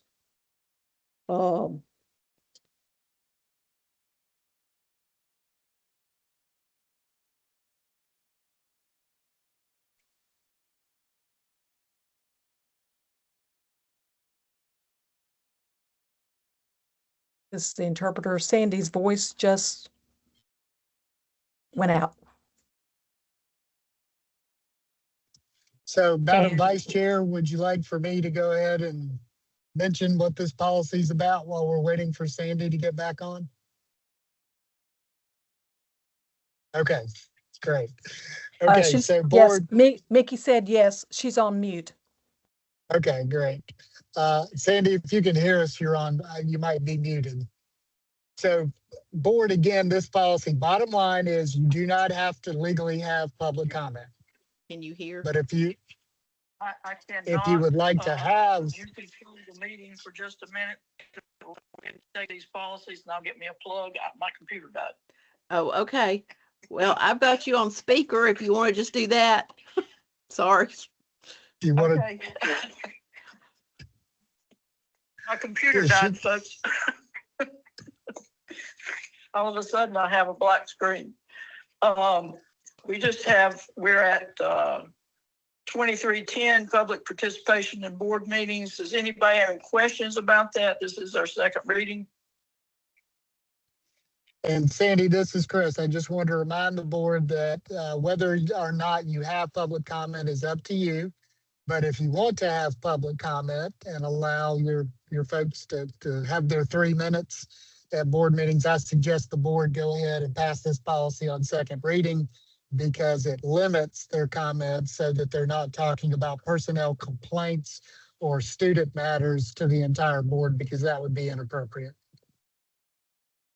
Yes. There are guidelines throughout for that, and we probably can make some more if we need to. Can we not, Chris? We can. I think the policy covers most of them to get going. But you certainly could tweak it based on experience. Okay. All righty. Do I have a motion? And I cannot see anybody. Mickey, help me out. Well, unfortunately, the only two people I can see are Chris and Dr. Todd. And they can't vote, so. Let's see. Flip your screen over to the rest of maybe you see Danette? Can you see Danette? No, but now I can Uh, see Jimmy. I think the interpreters can let you know if someone raises their hand as a motion to pass it. Hey, let me see if I can call Danette. And I'll can you see Danette? This is Danette. I can see everybody on my screen. I can see. Do you want me to tell you who votes? Yeah, just tell me I'll who make- makes a motion, please. Okay. All right. Wallace has his hand up. I'll make the motion. Make the motion. All right, is there a second? Tammy says second. I second. Tammy seconding. Okay, all in favor? And Wallace, Carries. I see Wallace, Tammy, Jimmy with hands up, and Mickey. Okay, that's unanimous. All right, we have policy 4318, which is the use of wireless communication devices. I think this one's pretty self-explanatory. To pass this one, or do we have any discussion on this? Are there any questions or? Shaky. shaking of heads. Tammy shaking her head. Sir Ray shaking his head. No. No. Okay. I have a motion to approve policy 4318 on second reading. And this is Tammy. I move that we approve the use of, approve 4318. And that would be on the second reading. Okay. Second. And Jimmy seconded. Okay. All in favor, raise your hand. Raised hands, Mickey, Wallace, Tammy, Jimmy. Okay, thank you. So that passes on second reading. There was another policy that we had out. I'm not gonna ask for a vote on it tonight, but staff student relations 4040. If everybody would take a look at that before our next board meeting, it has been out. And it's still in committee. But we'll pull it up for first reading next meeting. Okay. Wallace. Are you ready for business and finance? I am. It looks like Chris has his hand up. Chris, did you want to make a comment? Yeah, thank you, Wallace. I just very quickly, that 4040 policy is, I already know, another one that we need to do a plain language version of. So I was just going to let Dr. Tate and Dr. Todd know that we will just do that. For both of those policies, we'll work on a plain English version, because that's the one about appropriate staff relationships with students. Thank you, Wallace. I appreciate that. Yes, it is. Sure. Okay. All right. Moving on to committee updates. Wallace. This is Wallace. I'll keep mine very brief. The Finance and Business Committee met on January 15th. And the primary updates that I think are noteworthy for the board are having to do with contracts that are material. The first is related to the copier and printer contract for the school. The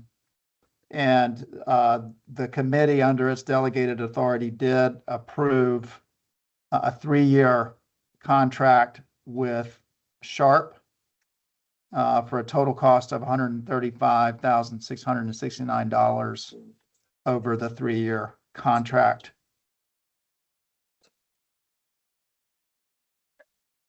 And that was consistent with the recommendation of staff.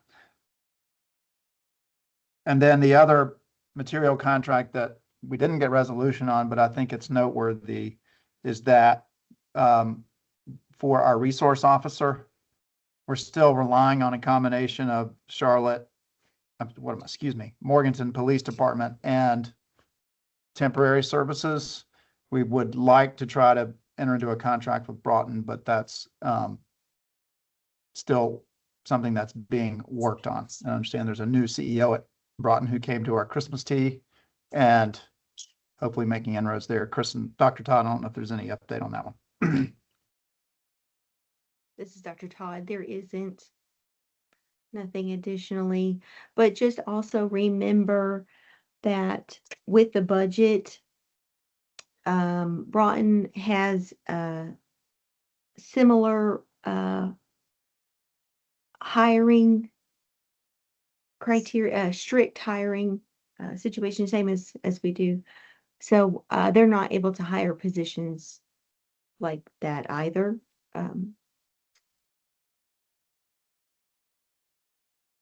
So that's part of the problem. This is Tammy saying, Dr. Todd, I'm sorry, you've gotten quite dark. Is there maybe a light you could turn on in front of you? Just so we can see you a little bit better. The only other update that I have is that we also did get an update on salary reserves, which I can share more with the board in closed session.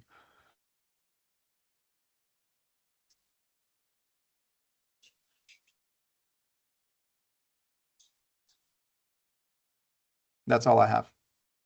Happy to answer any questions. Okay, any questions for Wallace? All right, Mickey, do you have anything else to add for your No. policy committee? No, except we will be expecting another set of policies from Ian in the very near future. And I think the way that we've been doing the policies with getting input from the committee and other members of staff, depending on their areas of expertise, and I think has been working well. And I hope you think so too. Okay. All righty. So Chris, don't forget to get her some more policies. She's ready. Okay, Candace, Will do. Dr. Tate. Anything? No, I have no updates. We have not been able to meet. We don't have any concerns that have been brought to the HR committee, so we're good. Thank you. Okay, and Jimmy for marketing? Yeah, I have a report from our committee that I would like to share with the board. We have been working on our brochure, and it is ready. We have come down to it. It's going to be presented to you guys for approval. There might still be a couple of editing and sort of word choice or grammar, but it is ready for your approval and your adoption to be used. And I think Jason, if he is still here, maybe he can come up and show that or get that to you guys so he can explain a little bit more about the brochure. If you would like to do that, Jason, go right ahead. And if Jason would hold on just a second, I'm gonna bring him up. Okay. Okay. He said, hello, everyone. Like Jimmy had just said, we've been working on some revisions with this and also getting feedback from staff. So I am going to share my screen if everybody is ready and able to, watch. Well, I'll go ahead and Tammy says, sure. Go ahead. do that. But he said it might kind of throw our schematics around as far as our view of everybody. So just be aware that that might happen when I share my screen. Actually, I might, do I have access?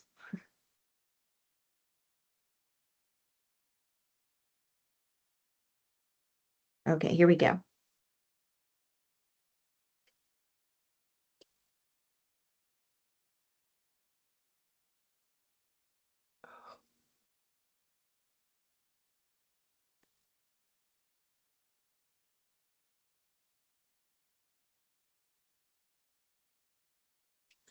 Okay, there we go. Can everybody see that?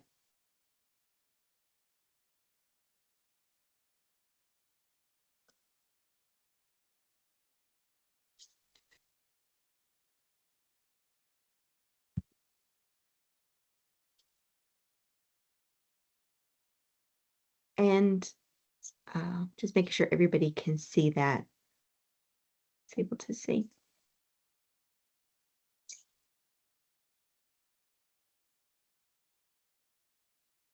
Okay, everybody's had a chance to look that over.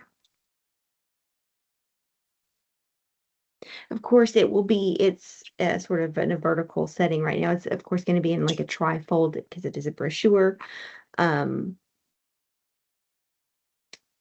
We've worked together with everyone in designing this and getting this to something I think we all have agreed on.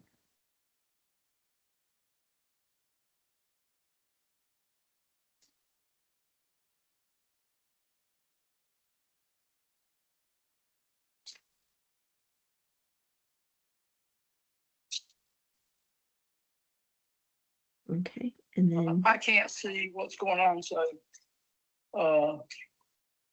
is there discussion on the brochure? Jason's just showing the brochure in kind of zooming in and let everybody look at the images of the brochure kind of up close while everybody's kind of reading it.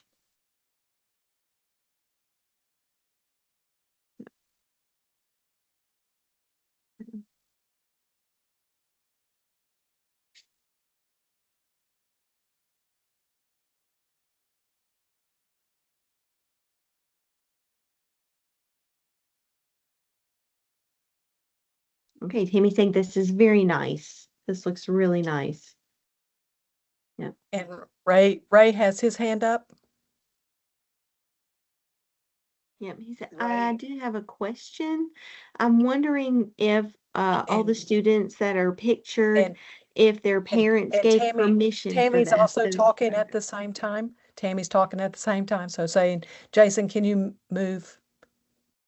Can you stop sharing your screen so that we can see who's signing? So Ray saying, I just had a simple question. I just wanted to make sure that all the students we have permission for using all of their images. Jason saying, yes, we had a form that parents can sign on registration day. That is a release that we are including several things, but using photography as one of those. And we also in the media club have been doing some videography and photographs as well. So that's something that students, we ask them if they feel comfortable in being a part of this or having their photo taken.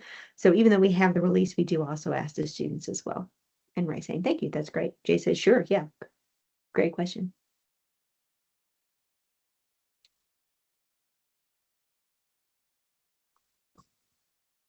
Okay. Tammy said, it looks good. Yeah, Jay said, okay, great, thank you. It was a team effort, as Dr. Todd, really worked to kind of put this together, and Jordan, and not the same name line, but Dr. Todd and Dr. Wright, worked a lot with making these edits and modifications as well. So Timmy says, wonderful, wonderful, great job.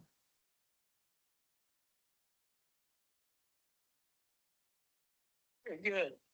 I have seen the brochure. I think it's great. And Jimmy, are you going to have that soon for us to do an approval of? Yes, yes.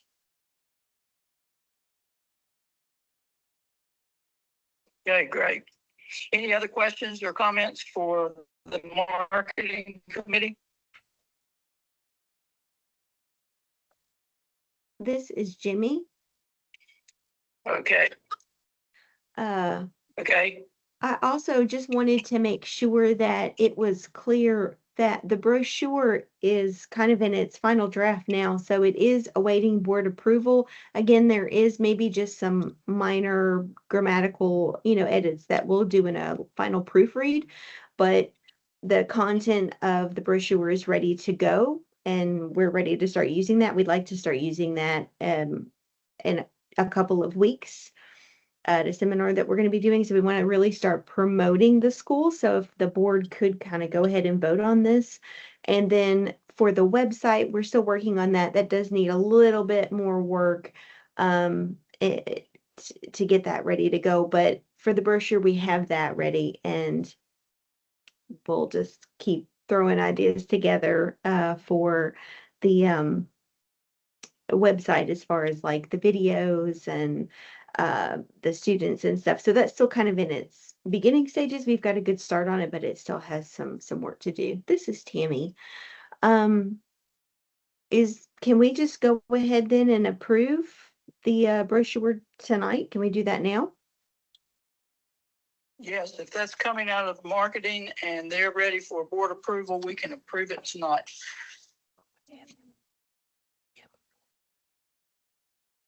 No second This is is- required this is since it Jimmy is a saying- committee nomination. Say again, Chris. No second is required if it comes out of a committee. No second is required. Is that what you said?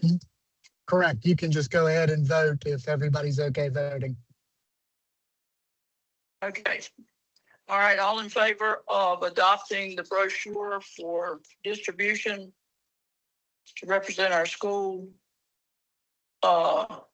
Raise your hand, and mine's up. Yep, I see Jimmy, Wallace, Mickey, Tammy. Okay. Thank you very much. Student Behavioral Health Committee, Dr. Tate.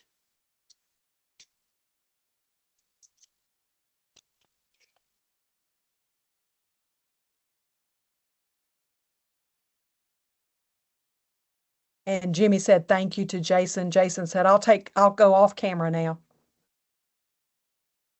Okay.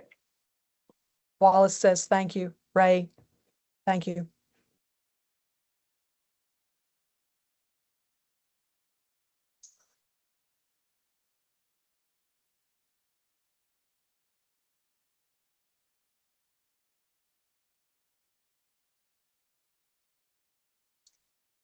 Apologies. Hang on just 1 minute. Let the interpreters catch up. Okay.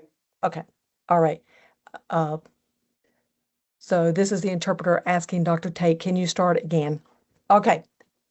And she says, sure, start again for the interpreter. So for Student Behavior Health Committee,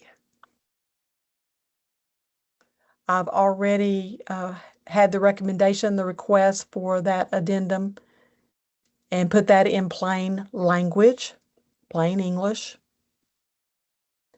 And really, I guess that's all I have from our committee at this point for tonight. Okay. Student life, we have nothing to report at this time. Dr. Wright is not here. Mickey, do you have anything from academic? No, except just as you know, as we voted just recently in this tonight's meeting, that will curriculum will be becoming a school-based committee, and hoping that Dr. Wright will take over the chair of that, and I'll be happy to attend. But no, I have nothing to report unless Dr. Todd knows anything about curriculum. She said, No, Dr. Todd. No.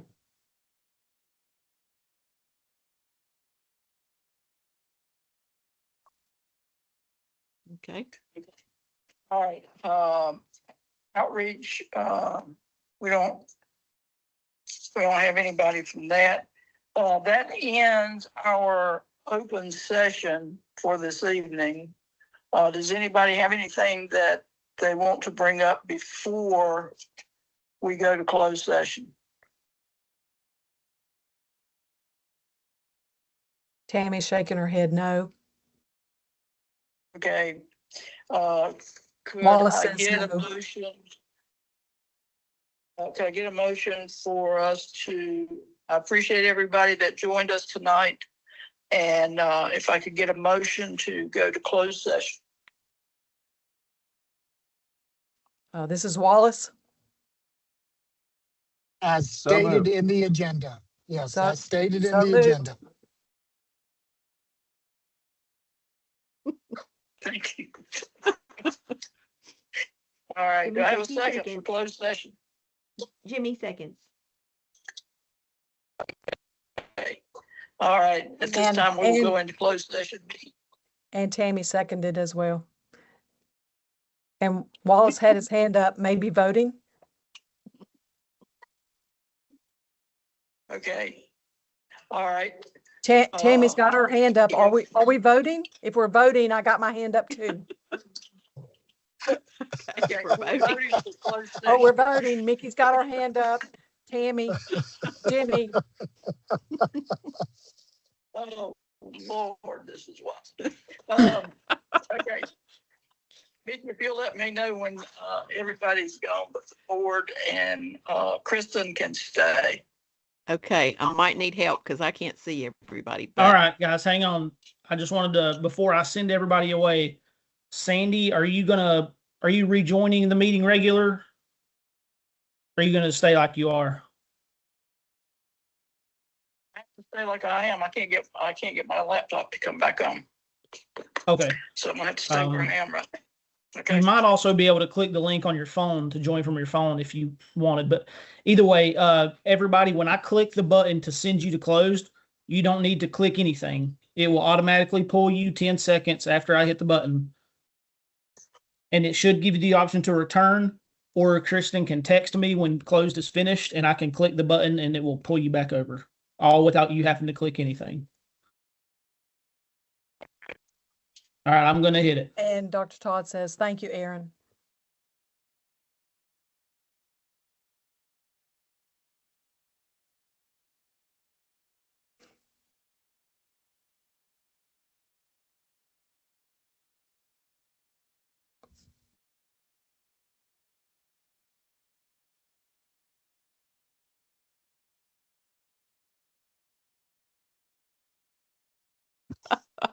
we'll figure it out.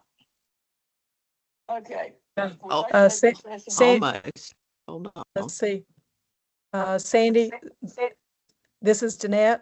So on screen, I see video tiles for Tanya, Aaron, Chris, Tammy, Oh. Jimmy, Wallace, Kristen, Mickey, and Candace, and Dr. Tate. I'm sorry, and the interpreters. And the interpreters, sorry. Okay, so we are back to open session.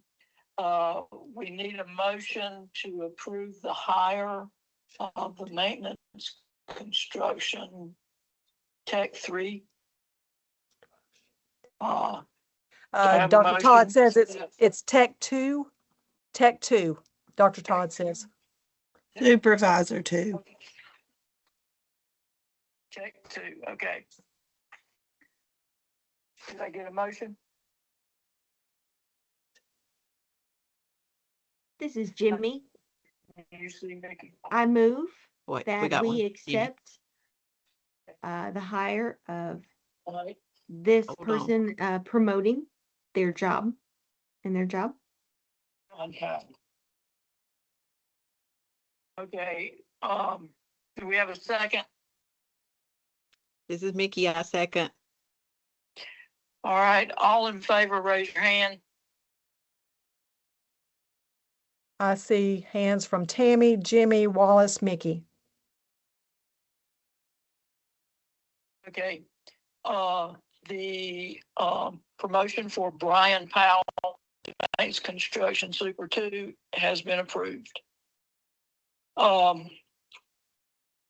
I will be sending out an email to the board to see if you all feel a need for a board work session anytime next month. We will announce it as a work session. And just have a discussion about things that are happening at the school to catch everybody up if you want to do that. And I will be asking you by email to respond only to me, not everybody. So that'll be coming on the docket.